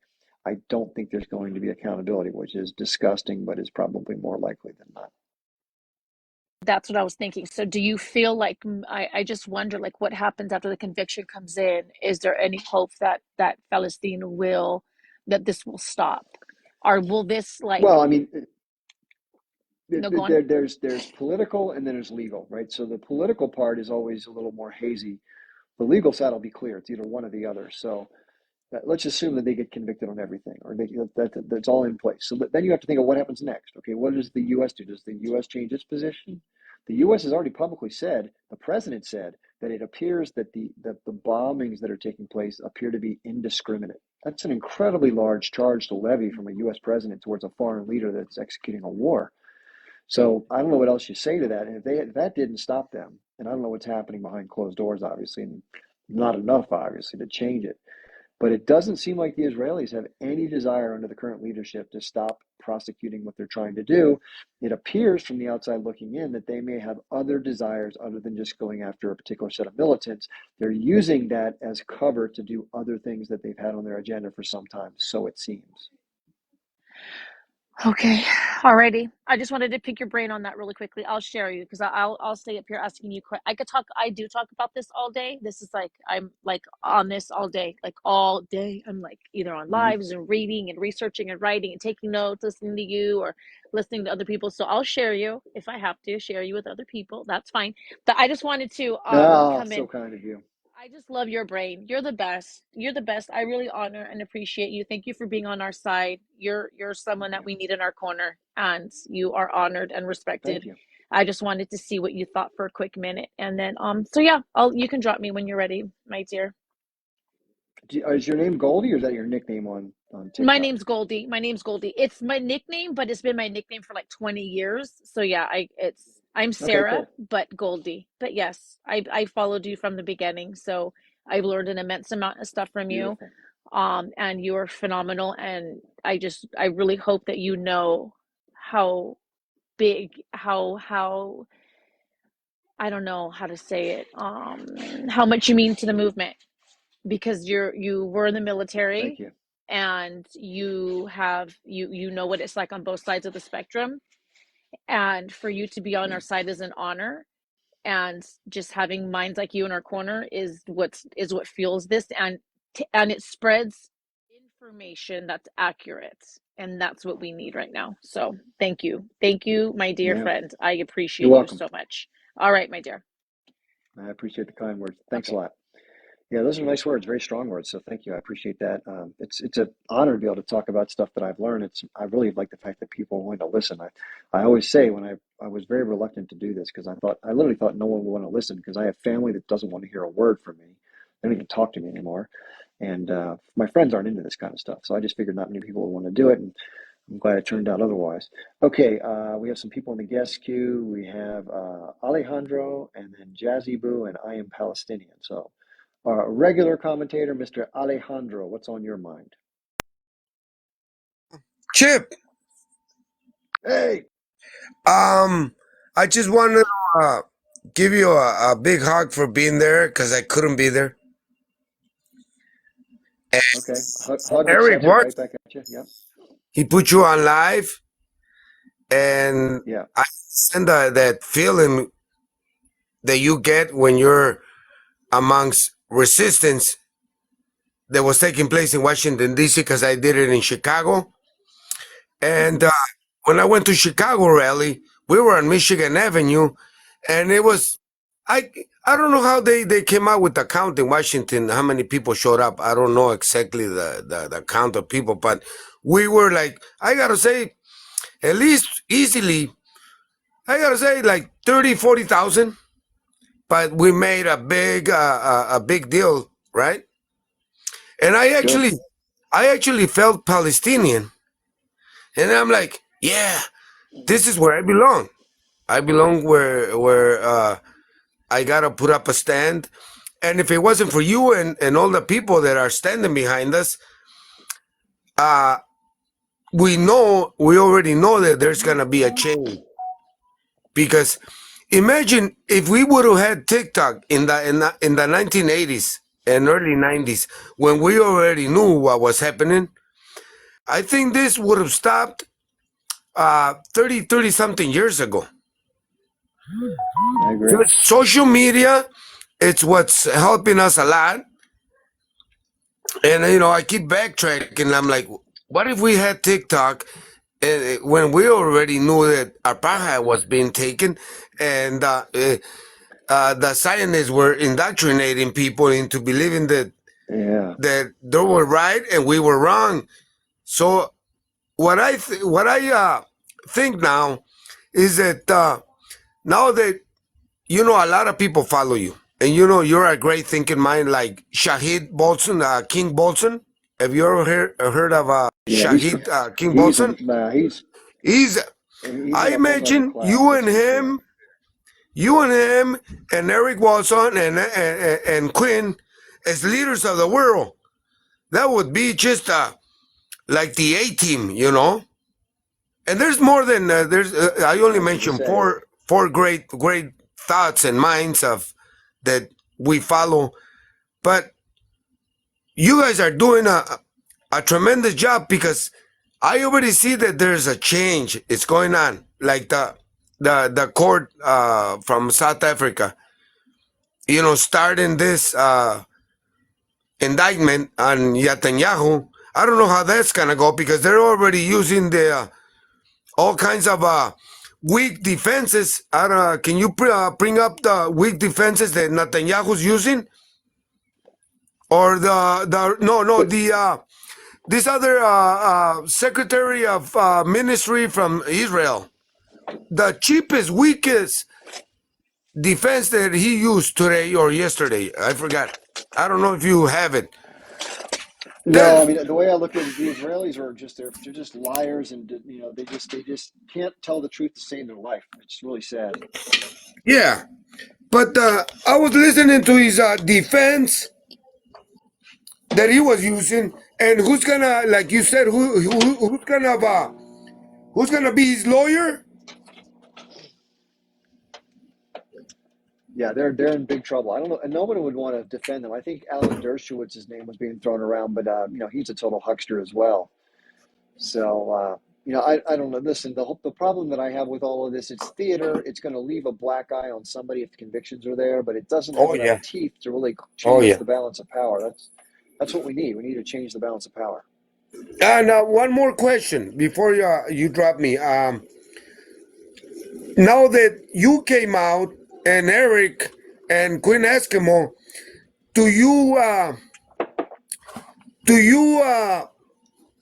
feel or get a sensation that they might come after you? Because it's always been, it's in history, they always come after the good, great thought, mind thinking people, open minded. Well, yeah, just to answer that, the way it works is it's all about impact. Shahid Bolson said this. Funny you mentioned his name. By the way, Yeah, for the audience, if you don't know who Shahid Bolson is, yeah, he has a YouTube channel called Middle Nation, and I strongly, strongly, strongly recommend. And I don't say that very exactly. frequently. Yeah. I strongly recommend you follow Shahid Bolson. He's probably Where my is he favorite. at? Because I've never been able to find out where he's at. Yeah, He's got to be it's hiding because the Mossad are going to be after him because he well, I says don't it know. the way it is. He peels the apple and the orange by the skin. And Well, that we need remember, people like that. it's about reach though. So, for example, my reach right now is on TikTok. I have less than 110,000 followers. Not that I don't appreciate each and every one of them, but that's not a very substantial footprint in terms of information dissemination. However, if I was like Russell Brand and let's say I had 16 million followers, which is like a Joe Rogan thing, different story. I would not feel safe at all if I was giving this to, let's say, 15 or 20,000 people. Yeah, It just yeah. wouldn't be safe.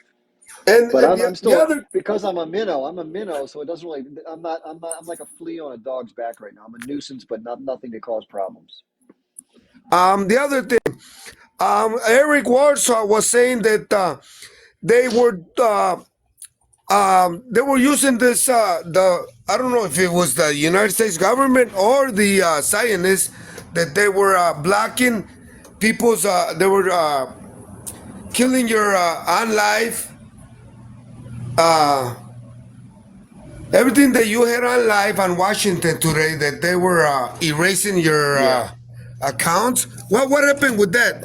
Because I know that was gonna happen. I knew that. You know, like taking you off live and everything. How do they do that? Well, I don't know exactly what happened or how it happened. It could be just a symptom of how many people were accessing the cellular network at one time. I don't want to surmise that. Could it be possible? Yeah. I do know this. In terms of the number of people who attend my lives versus what I used to get, it's a much different number. And then as far as the videos that go here and there, I know that my videos aren't being circulated. Alex, is there some background noise going on? Are you chopping something? It sounds like you're cutting your hair. No, I'm outside. It's windy and snowy right here in Chicago, real bad. It's really cold. All right, well, listen, thanks for calling in, Alejandro. I appreciate the nice Okay, words you yeah. said. Thank All you so right, but much. keep up the good job, because you know that we are in this fight since the start, and we ain't gonna back out. Once you go That's like forward, you do not stop. You never go backwards. uh, Then, okay? one foot in front of the other. Thank you for the Yeah. suggestion. Okay. Thank you so much for the encouragement. Yeah, you got to wonder sometimes, is anything going to happen with regards to people who are advocating, for either for Palestine or heavily against Israel? I'm very, very, very harshly critical of, especially on Twitter. If you follow my Twitter, I don't hold back hardly anything. But it's not because I want to take a dig at people who are Jewish or who are Israeli citizens. Don't get me wrong. I'm more taking issue with the people who support the hardline, hard right Zionist policies, as well as the general inertia of what the state of Israel has been doing for decades vis-a-vis settlement expansion and mistreatment of Palestinians, including all the things we could list off for an hour. That's what I'm against. And so it's the behavior, not necessarily the actors. And I don't think it's a great thing that happened in 1948. I'm happy that Jewish people have a place where they're safe, they can move to, they can be free from persecution. If you're a good person, sorry about the noise. If you're a decent person, I think everyone should say that. We want that for any group of people that have been marginalized, right? That's a good thing. However, I don't mean to say but there is a but. Look at what happened as it happened. In order for that to be accomplished, look who had to take it on the chin, right? And that's fair to point out. I've never once, ever, in the history of speaking with people who support Israel, ever gotten one person to acknowledge what I just said, that impact was not favorable to another group, that it was impactful in a negative way to others. You know why? Because it's irrefutable. And so they always talk about the Holocaust, or they just jump on some other train. And I'm like, listen, what about that question? Do you agree that if you were moved out of your property, off your house at the end of a gun, how would it feel for you? Would you like that? Obfuscation, other question, other issue, blah, blah, blah. Never a straight answer. And it's because it's the indefensible. And we could go down a whole litany of things that are indefensible from Israel. And that's the problem. And until they decide to behave differently, and it's about behavior, not about who they are, how they are, I can give a shit about that. It's what they're doing. So what ideally would happen is they would understand that it's not practical for them to declare that everything's theirs and they're going to do whatever the hell they want, whatever, everyone else can go to hell, which is what they've been doing for decades. The question is, are they willing to abandon that crazy, hell-bent nature to take everything for themselves and to subject somebody else to this way big time, not even the short end of the stick, no stick, right? Is that something that's going to be permitted to continue? Which other actors will get involved to intervene? We're seeing what the Houthis are doing. Thank goodness they got somebody with some balls are stepping in. But the other states that are adjacent to there haven't acted, mostly because of the political dynamics with respect to their leaders. They have other interests that are keeping them from acting.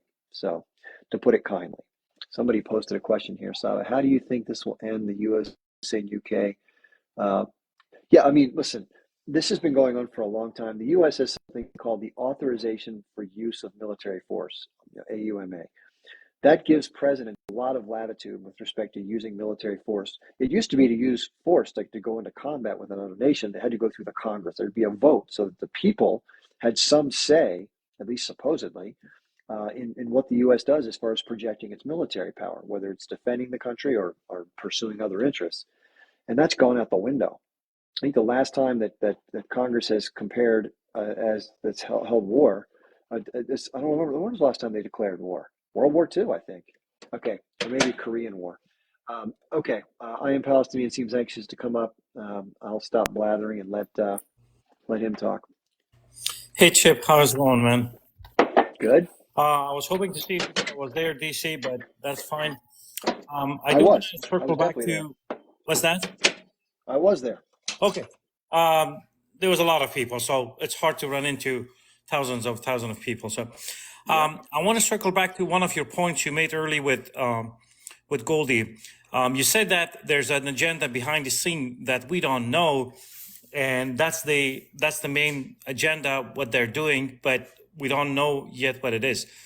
I think I've come to a conclusion that I want to share with you, and that's during the time of I try to go through tons of data and facts and stuff like that. So the first thing first, it's not easy. It's almost impossible to get truth out of Zionists.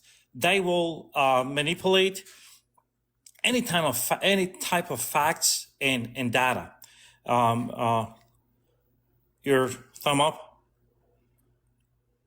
You good? Okay, yeah. So that's what they do. So, and if it benefits them to put something out there and sort of twisted way, they will do that. But if it's facts and if it doesn't benefit whatever they're doing, they will not put it out there. One of them is their birth rate.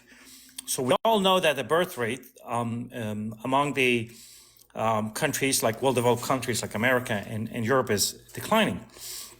And that's because of the way the life is in these countries.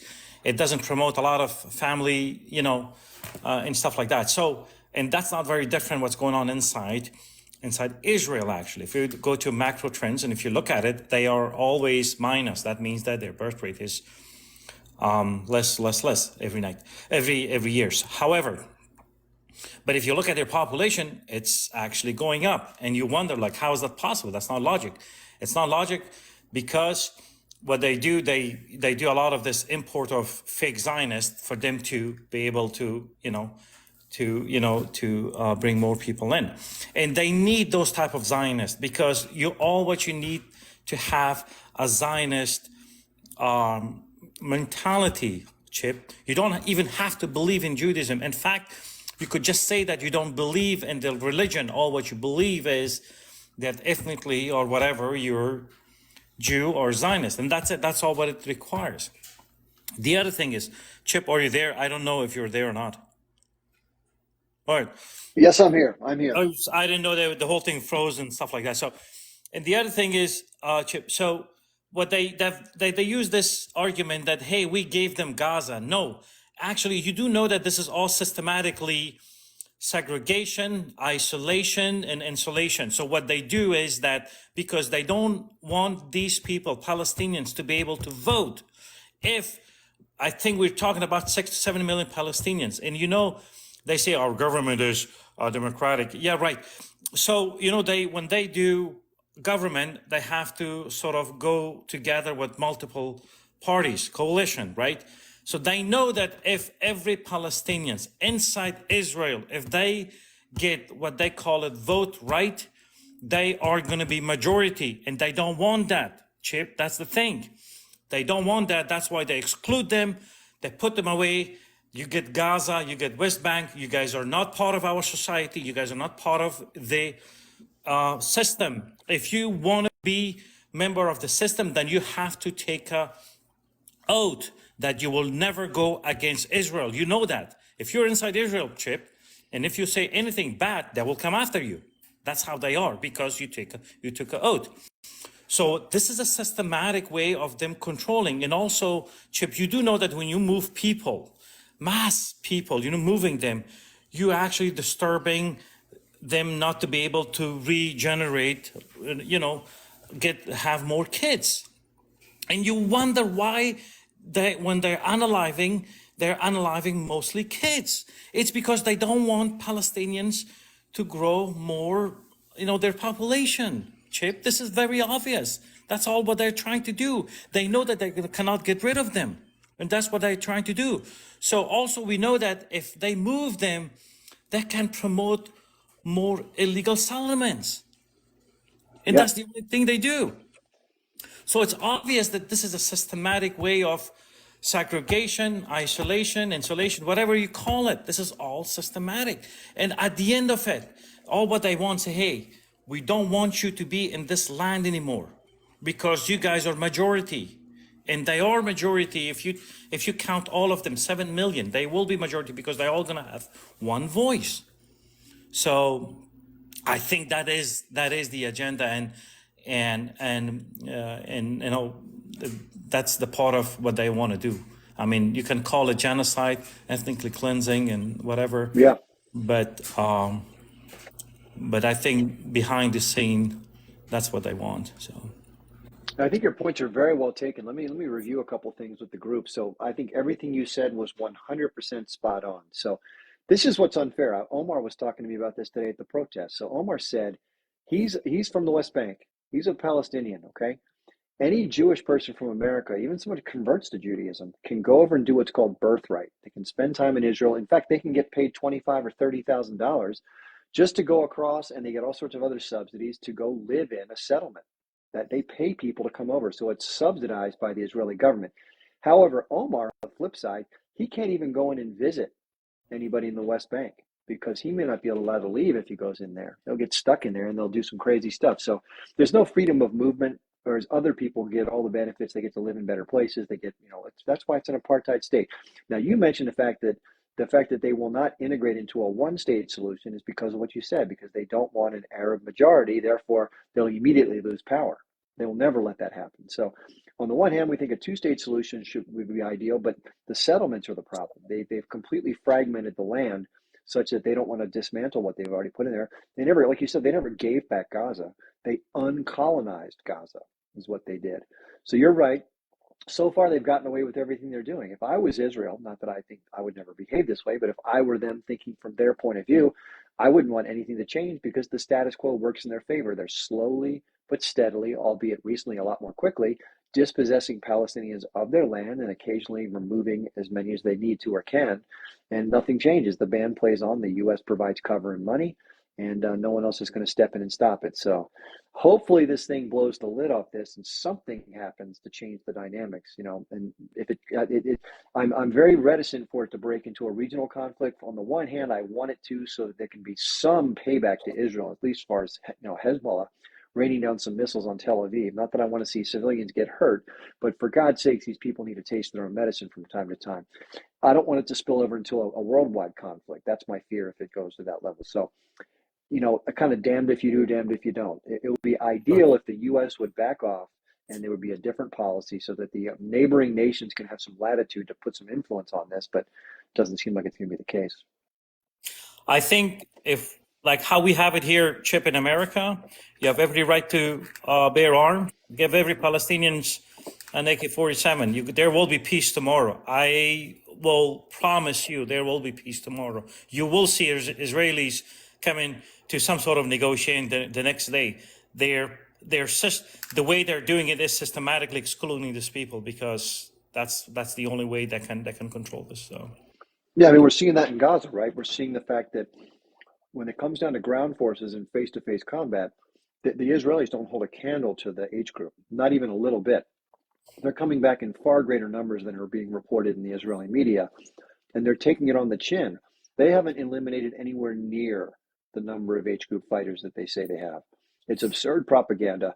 And in terms of the combat and the terrain, yes, the Israelis can keep bombing the living hell out of somebody, and they have the Air Force. There's no Air Force or there's no ground-to-air missile system for the H group, but they have the ability they know the terrain and they fight a very smart guerrilla war with tunnels. It's an extremely hard enemy to defeat with conventional tactics. So there is somebody else waiting to come up. Great points you raised today. I really appreciate you coming on. all right, Excellent man. commentary. Good. Oh, yeah. Talk to you later, dude. Thank you so much. Very good. That was great. That was spot on. That person could have taken my place and done just fine without me. So good stuff. I really enjoyed that. Okay, so somebody says, I missed you on that when you're saying Chip praises it. I'm not sure what that means. What I'm saying is this, okay? I'm against subjugation and I'm against marginalization of others. And like I always say, I say this over and over again, I'll beat the dead horse yet again. Nothing against horses. I love horses. If there was an Arab state that was lobbied for and put in place in historic Palestine, and it was Jewish people that had lived there for generations that got displaced and scattered to the wind, a lot went to this little strip of land, many went to different countries, many stayed in that territory between the Jordan River and the borders of this new Arab state. And then they were further marginalized. And yes, once in a while they fought back, maybe using tactics that nobody agrees with. And they were called all sorts of bad names, the more militant ones. But they punished everybody because of that. And they further considered unaliving people, considered taking their property. All these Jewish people are just taking it on the chin over and over and over, like they probably have in other times in their history, which is unfair and horrible. I would have the same exact criticism. I would support the right of the Jewish militias to fight back against an occupation and a blockade. Fair is fair, right? And I would also call out the Arab government for doing all the horrible things while lying about it constantly, right? Same exact, doesn't matter who the actor is, it's about the power dynamic and the action. And that's why people accuse me of being anti-Semitic. Nothing could be further from the truth. I don't care if it's the Germans doing it, if it's the Russians doing it, if it's the Israelis doing it, or the Arab people doing it. It's about who's doing it, not necessarily how they're made up or what their ethnicity or religion is. I could give a shit. Okay, let's bring up another guest here. Oh, the guest left. He was banging his hand on the table saying, get me up here. Maybe I talked a little too long. So if you've enjoyed any of this so far, I enjoy talking like this. I mean, I never used to do it, but I'm glad I have an outlet because, like I said, none of my family or friends want to hear it. So this is like therapy for me. But if you don't know who the hell I am, if you're here, you're like, who's this guy? He sounds kind of interesting. My name's Chip Barnes. I'm an Army veteran. I'm 56 years old. I live on the eastern seaboard of the U.S. I went to the Palestinian March for Gaza today, which was excellent, by the way. Had a great time, got lots of video, met some great people. A lot of people came up to me and said, hey, Chip, how you doing? Never met them before. They just had seen my stuff on TikTok, which is really, heartwarming that people recognize you and they say nice things. I learned about the Israel-Palestine issue when I was a senior in college. I was 21 years old. So I've known about this thing 34, 35 years. I'm okay. I'm hanging in there. People are asking how I'm doing. Luckily, nothing bad happened today at the protest. I was a little nervous going there because, my face is pretty recognizable. I've gotten a little bit of a following. And I think a lot of the Zios don't like me. I don't blame them. If I were them, I wouldn't like me either. I'm sort of a truthful advocate against their lies and mistruths and stuff like that. So, they don't want an articulate, well-educated person basically outing their bullshit, right? Especially an American. So it is what it is. But bottom line is I have a presence on social media now. I'm 3 months into this journey, so I'm enjoying it.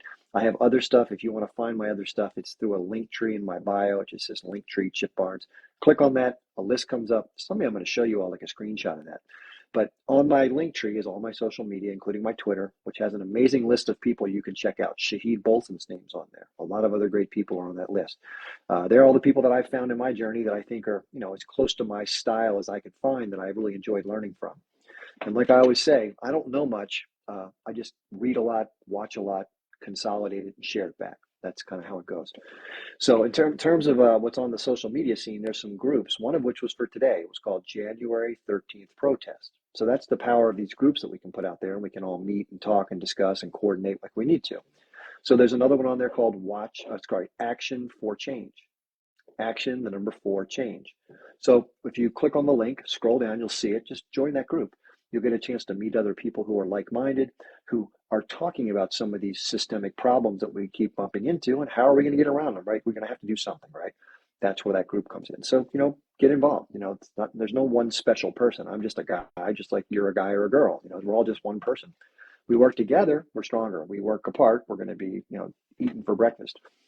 In addition, if you are so inclined, just so you know, if you join the TikTok, what's it called, supporter or whatever, I guess it's monthly subscriber, which is great. I appreciate it. But TikTok keeps 70% of that donation, which is, a little on the high side. If you do want to support me, I've been working full time for 3 months with no pay, which sucks. I had some donations, which has been wonderful. But if you want to contribute, I have a Patreon, which is like $5 a month, not that bad. And I also have normal stuff, Cash App, Venmo. And I don't want to make this an infomercial, so I'll finish Zelle and PayPal. So if you want to contribute, great. If you're strapped, don't worry about it. Finally, I want to tell you my schedule. It was a little different the last 2 days. I was not feeling great last night, and today was the protest. So but my normal schedule is Monday, Wednesday, Friday from 8 p.m. Eastern time here on TikTok to 10 p.m. And then on Tuesdays, Thursdays, and Saturdays, it's 12 noon to 2 p.m. or so. And that is pinned in the top of all my videos, upper left-hand side. It says live schedule. So you can check it out there if you forget. Finally, I just want to let you know, I have some moderators that are on here. I think it's M and Maz, and there was one other person that just put up a question. I apologize for getting your name, but it's a newer moderator. But to those who are doing the moderating in the chat, you're doing a great job, by the way, and thank you for doing that great job. It helps me do more of what I do best and don't have to worry about doing all the stuff that's in here. So thank you so much. Again, if you're not somebody of means and you don't have the money, now I don't want to take money from somebody who's struggling. That's not the thing. But if you're somebody who's doing okay and you're able to and you want to, I'd really appreciate the support. I'm going to have to figure out a way to make this work eventually because my savings are kind of on life support, unfortunately. So what I'm going to do is I'm going to start shifting some of my content to different places where I can make it work, basically. So for example, instead of doing 6 lives a week here on TikTok, I'll probably do 3 or maybe less, and I'll do some of them elsewhere where, if someone's paying $5, you'll get access to it or something like that. In addition, I always forget to say this, all of these lives are recorded by TikTok. Thankfully, they record them. I then take them, I download them, and then I post them on my YouTube channel and on my Rumble channel. Rumble's just another version of YouTube, different company. So if you want to check out the recording, if you came in midway and you want to find out, we talked about some pretty cool shit earlier. Go look at it. I put them on within about an hour of each one finishing. So all the ones have been archived since December 18th of 2023 up until present. And the ones before that, I haven't put up because the order of how you do videos gets all jumbled, and I can't reorder them. I don't know if someone knows how to do that. Please tell me, because I've looked everywhere on Google to try to find out on Rumble and YouTube. I know YouTube you can put them in a playlist and then you can reorganize them, but Rumble there's no way to do it, which is crazy, right? It means I would have had to go back to the very beginning of all my lives back in late October and do one by one to present, which is just takes forever. Anyway, what's my take? What's my thoughts on attacking Yemen? We talked about that earlier. Listen, commerce is a big part of the U.S.'s foreign policy. Let's face it, right? It's to protect moneyed interests. So obviously, if there's money being spent on shipping to go all the way around the southern portion of Africa, all the way back up through the Straits of Gibraltar, all the way through the Mediterranean to reach Europe, that's a lot more expensive. And the insurance premiums they have to pay in order to try to navigate what's happening with Yemen is just through the roof, right? So a lot of the shipping companies are just like not even taking the loads anymore. That drives up prices and makes disrupts timing, right? Things like oil tankers and commodities and other things that need to get there aren't getting there in a timely fashion. So it's disruptive. So the U.S. comes in and tries to stop the disruptions, right? But I don't think they're going to. And I don't think there's going to be a full-scale naval interaction there, because the Houthis are just they're just like the H group. They're just kind of cut and run, jab and weave. That's what they're good at, and that's what they'll keep doing. And they're funded by the Iranians. If you don't know that, that's what's happening there. So they're not going to run out of money. That's for sure. At Kiki on That's So Great, you got to meet in person. I'm not sure what you're talking about there.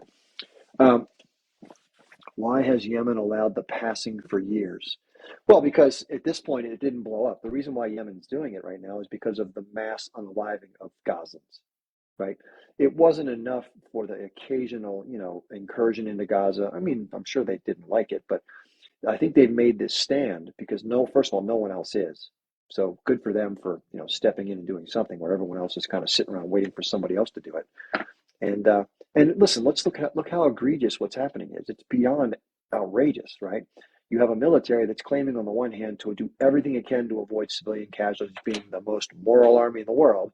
And meanwhile, we're seeing pictures of residential structures en masse coming down from, absolute, just total, indiscriminate dropping of munitions and artillery and stuff like that. And we're seeing tens of thousands of people unalived. So, I did a video about all this. I've also talked other videos about, I think one of the other points I forgot to address when I Am Palestine came on was about the way that things are discussed by the Israelis. I did a video about this. I said the Israelis have no connection with the truth. I said there's objective reality. Let's say that something falls from the sky and hits a building. They will say human shields, right? Because it suits their argument. It makes sense to their population and it sounds good, right? It doesn't matter if it was true or not. And he said that too. So what is true in the mind of the Israeli Zionists is whatever supports their way of thinking, right? That's truth to them. And if it detracts from their narrative or their way of thinking, it's not true. That's how they see the world. And that's really sad because that has no basis on reality. And therefore, it never will. That's why you can't convince a Zionist to think accurately, because accuracy doesn't play into their thinking process. It doesn't matter to them. They're going to stick to what they've been programmed to say, regardless of what evidence you put up, because they're not evidentiary. They are favorable to their argument only. That's it. That's why it's a waste of time to talk to a Zionist and try to tell them all this truth, because they're going to ignore it. That's it. There is no objective. It's not logical or rational. It's emotional and team-oriented. That's all you got to know. So anyway, getting back to that with that. So this is what the difference is. It's so egregious that they couldn't let it stand. So they decided they were going to take action. And therefore, listen, let's face it, they have a choke point there in the Gulf of Aden where ships have to go through. It's very, very close to their shores. And it's easy and inexpensive for them to go out and interdict shipping. So they're doing it. So they're going to keep doing it too, by the way. I don't think they're going to stop at all until there's absolute total warfare. And literally there's a ground invasion to take them out, which is not going to happen because then Iran will get in the war. It's not going to happen. So it's going to be a continued, like a pesky thing that's going to go on for. And they said, listen, if it's something's owned by Israel or it's headed to Israel, it ain't going past us, period, full stop. And the U.S. doesn't have the naval capacity to dedicate the resources to fight that fight right now. They just don't. we're nowhere near as well situated being the United States than we claim we are and the people think we are. We have a readiness problem, if you don't know what that is. We don't have enough properly recruited and trained people.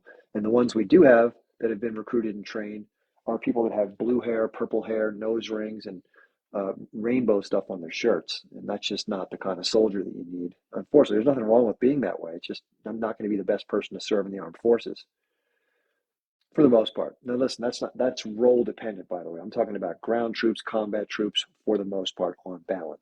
If you're a drone operator or if you're working in supply or logistics, different story, right? But I'm talking frontline, rubber meets the road, boots meet the ground. You have to fire at somebody. You got to look them in the eye. You got to be tough as nails. No, that ain't those folks. You can follow Scott Ritter, who's really good about talking about these military issues. So, and by the way, if there's anybody here who's a Zio, if you support Israel, I'm more than happy to speak with you. I put it this way, I'm harsh, but I am fair.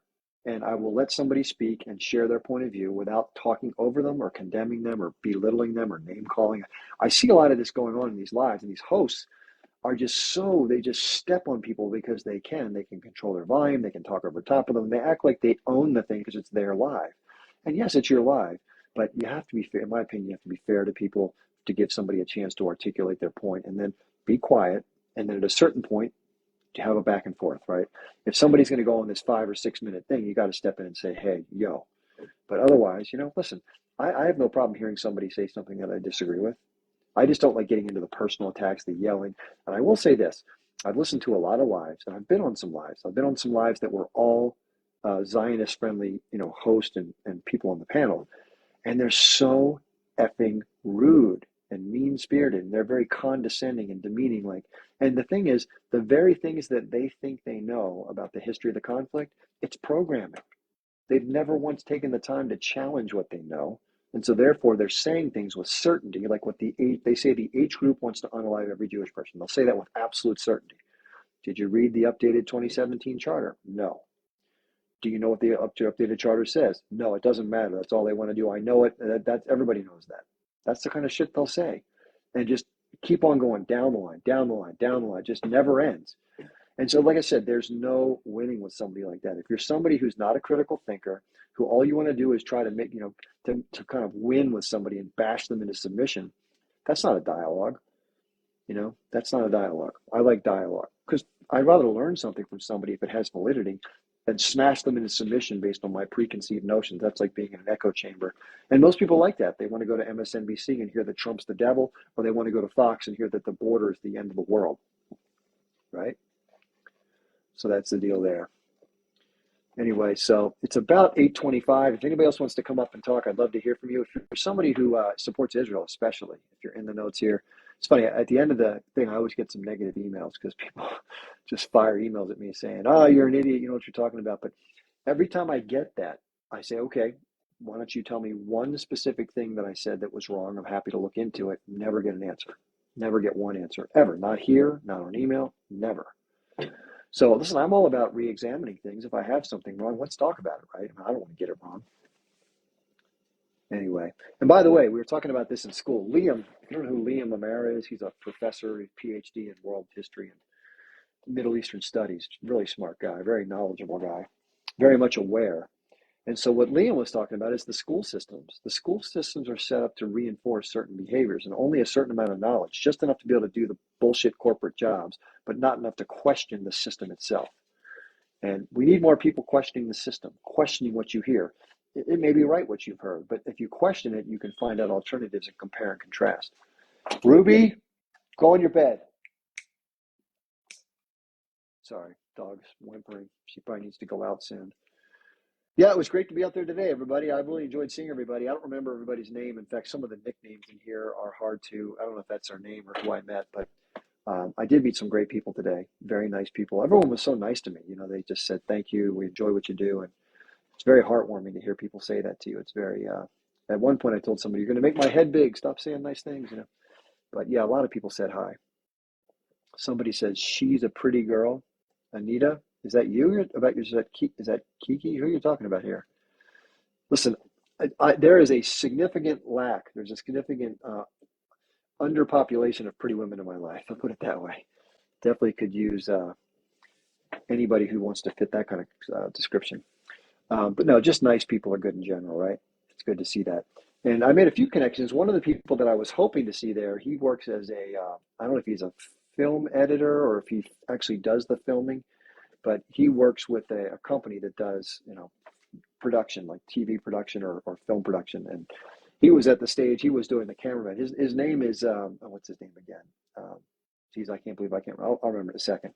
But anyway, we were supposed to meet up, but unfortunately we didn't get to see each other. I didn't get close to the stage until like maybe 3:30, 3:45. He may have been done working by then. But it's all good. Yeah, listen, in the end, the reason why I try to take that approach, by the way, just, like I said, doesn't make sense to try to hammer a Zionist into submission. They're not going to listen to you.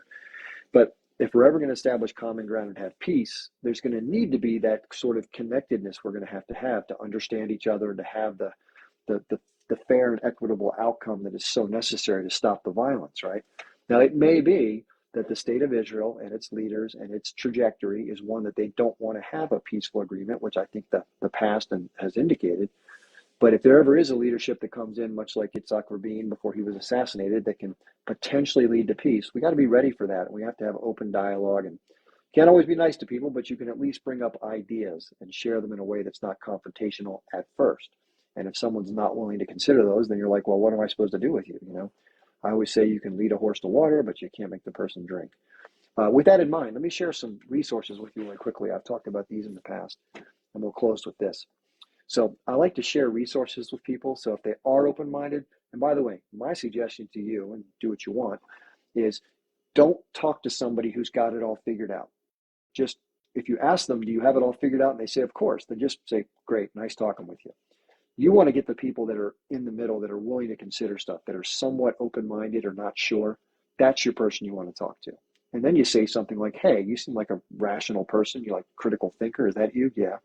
You're someone who probably takes in information and makes better decisions based on what you learn, right? Of course. Then you say, well, hey, I was talking to a friend of mine. We had a conversation very similar to the one we're having right now. I brought up this video that I watched a while back called Life in Occupied Palestine. My friend Johnny watched it, and it really helped him think from a different point of view, and he thanked me for it later. And just leave it at that. And then they'll look at it or not based on, the story you've told is what will draw them in, not you saying, you should watch this, right? And that's kind of how you can do it. It's use a third party as much as you can, like stand somebody else up. Like, for some reason, when we tell people to do stuff, so if you tell a story, they'll figure it out. So Life in Occupied Palestine. And then there's a really good documentary about Gaza called Gaza Fights for Freedom. So if you can remember those two, Life in Occupied Palestine and Gaza Fights for Freedom. I should put a link on my link tree about this stuff. Call them educational links. Somebody's saying propaganda, Lion. You mean that those films are propagandized against Israel, like they're too pro-Palestinian? Yeah, here we go. Listen, Lion, I'll tell you what, that's a fair point. So if somebody believes that the resources that I'm sharing are propagandistic, which is, I've heard people say that about these before, let's go down some of the points that are raised in the documentary and examine them for the merits or demerits of what they are on the level of being accused of being propaganda. And then if it turns out that they're wrong and they're misstatements or mistruths, well, I'll make a public statement correcting the record. But again, every time I've asked someone to do that, they say, well, just Google it. No, you have to come with a little bit of work if you're going to make these kind of broad sweeping claims. So again, Gaza Fights for Freedom and Life in Occupied Palestine. If you're somebody who likes to read and you want a big, broad historical context, a book that I really like is called The Ethnic Cleansing of Palestine. It's by an author named Ilyan Pappe, Pappe. And he's an a Jewish Israeli scholar who no longer lives in Israel because obviously it gets a little uncomfortable when you're ripping apart the narrative of your host country. And listen, all these people grew up as Zionists. Everybody gets the same conditioning, the same sort of conversations in the household. You're raised a certain way, and then you break from it, much like I've broken from the things that I've been taught growing up. They do the same thing. Not as many as we'd like to see, but some do. And then they realize, oh my gosh, I got to talk about this. This is messed up. So the ethnic cleansing of Palestine. Yeah, Lion, listen, I tell you what, you're saying jihadist propaganda. I would hardly call the work by Ilyan Pape, Jihadist Propaganda. But I tell you what, if you do believe it is, come on up. Listen, I'll stay on the line for the next 6 hours if you want to talk about this stuff. This stuff's interesting to me. If you have any point-by-point issues with the book or the documentary, I'm happy to entertain them. Like I said before, I'm not looking to cram propaganda down anybody's throat. But just because you disagree with the revealing of information that doesn't reflect favorably on the state of Israel doesn't make it propaganda. That's the point I'm trying to raise. And I raised it earlier in the conversation. A lot of people who support the Zionist movement reject anything that detracts from the narrative that they want people to believe about themselves. And they embrace anything and everything that supports their narrative. That's not being truthful. That's taking sides and being, disingenuous, in my opinion. And one thing I can't stand is people that are narrow-minded and disingenuous. That's a bad set of qualities that you want to avoid. So, Lion, if you can be not disingenuous and not take sides unnecessarily and look at evidence-based information, I'm open to it. And if there's some facts and figures that I got wrong, let's get them corrected. But if you're going to come in here with that general statement like it's lies, it's propaganda, you're lying to people, about what? I could say that about anybody, right? It doesn't make it's a third grade argument. Let's grow up a little bit here. Okay. And then there's the ethnic cleansing of Palestine. If you like to read, there's a good book about Gaza, many books by this author, but it's called Gaza, an Inquest to Its Martyrdom. Now it's kind of a crazy title, but if you just look up Norman Finkelstein, he's a professor, scholar, has written tremendously. He lost family members in the Holocaust. He's a survivor of the Holocaust from his family members. And he looks back at history and says, hey, just because it was done to Jewish people doesn't make it right for the Jewish members of the Israeli state to do it to another. Right? That's the point he's trying to raise. It's a dishonoring of the memory of their family to turn around and do the very same thing, minus the death camps, to another people, to dehumanize them, to mistreat them. Hi, Inas. Hey, thank you very much for supporting me. Yeah, Norman Finkelstein. So, again, there's guys named like Max Blumenthal, who's Jewish. Aaron Mate, who's Jewish. His father, what's his first name? I'm sorry. It's Aaron Mate and Gabor Mate, his father, who's an addiction counselor, a specialist. But these are all people who are Jewish, who have seen through the garbage. Yeah, there's another guy I like named Michael Parenti who talks about the projection of U.S. power and the underbelly of the three-letter agencies and stuff like that. Excellent guy. Read all his books. Very good guy. Yeah, one of the sons of an Israeli general, another outspoken critic of Zionism, who's an Israeli Jewish person, grew up and found out the truth. His name is Miko Peled. It's in the pin chats. Miko Peled. Miko-Peled. Miko Peled. Another great speaker and author and columnist is Gideon Levy. I know I'm hitting you with a lot of stuff here, so if you don't have time to write it all down or listen to it, but any of these things are good to listen to. There's another group called Breaking the Silence. These are people that served in the IDF or ITF or IOF, whatever you want to call them. And they realized the errors of their way. They felt guilty and they decided to speak out publicly, breaking the silence. And there's some really good interviews and statements. But one was a pilot that says basically they've just committed war crimes over and over again. There's people that served in the infantry. They were the Israeli Defense Forces on the ground in occupied territories. They feel horrible for what they did to Palestinians, the whole nine. So I hope you'll check that out. Anyway, been a long day for me. I've been at this since about 10:30 this morning, nonstop, just trying to get a breath now, trying to eat some rice and beans. So I really appreciate everybody being here.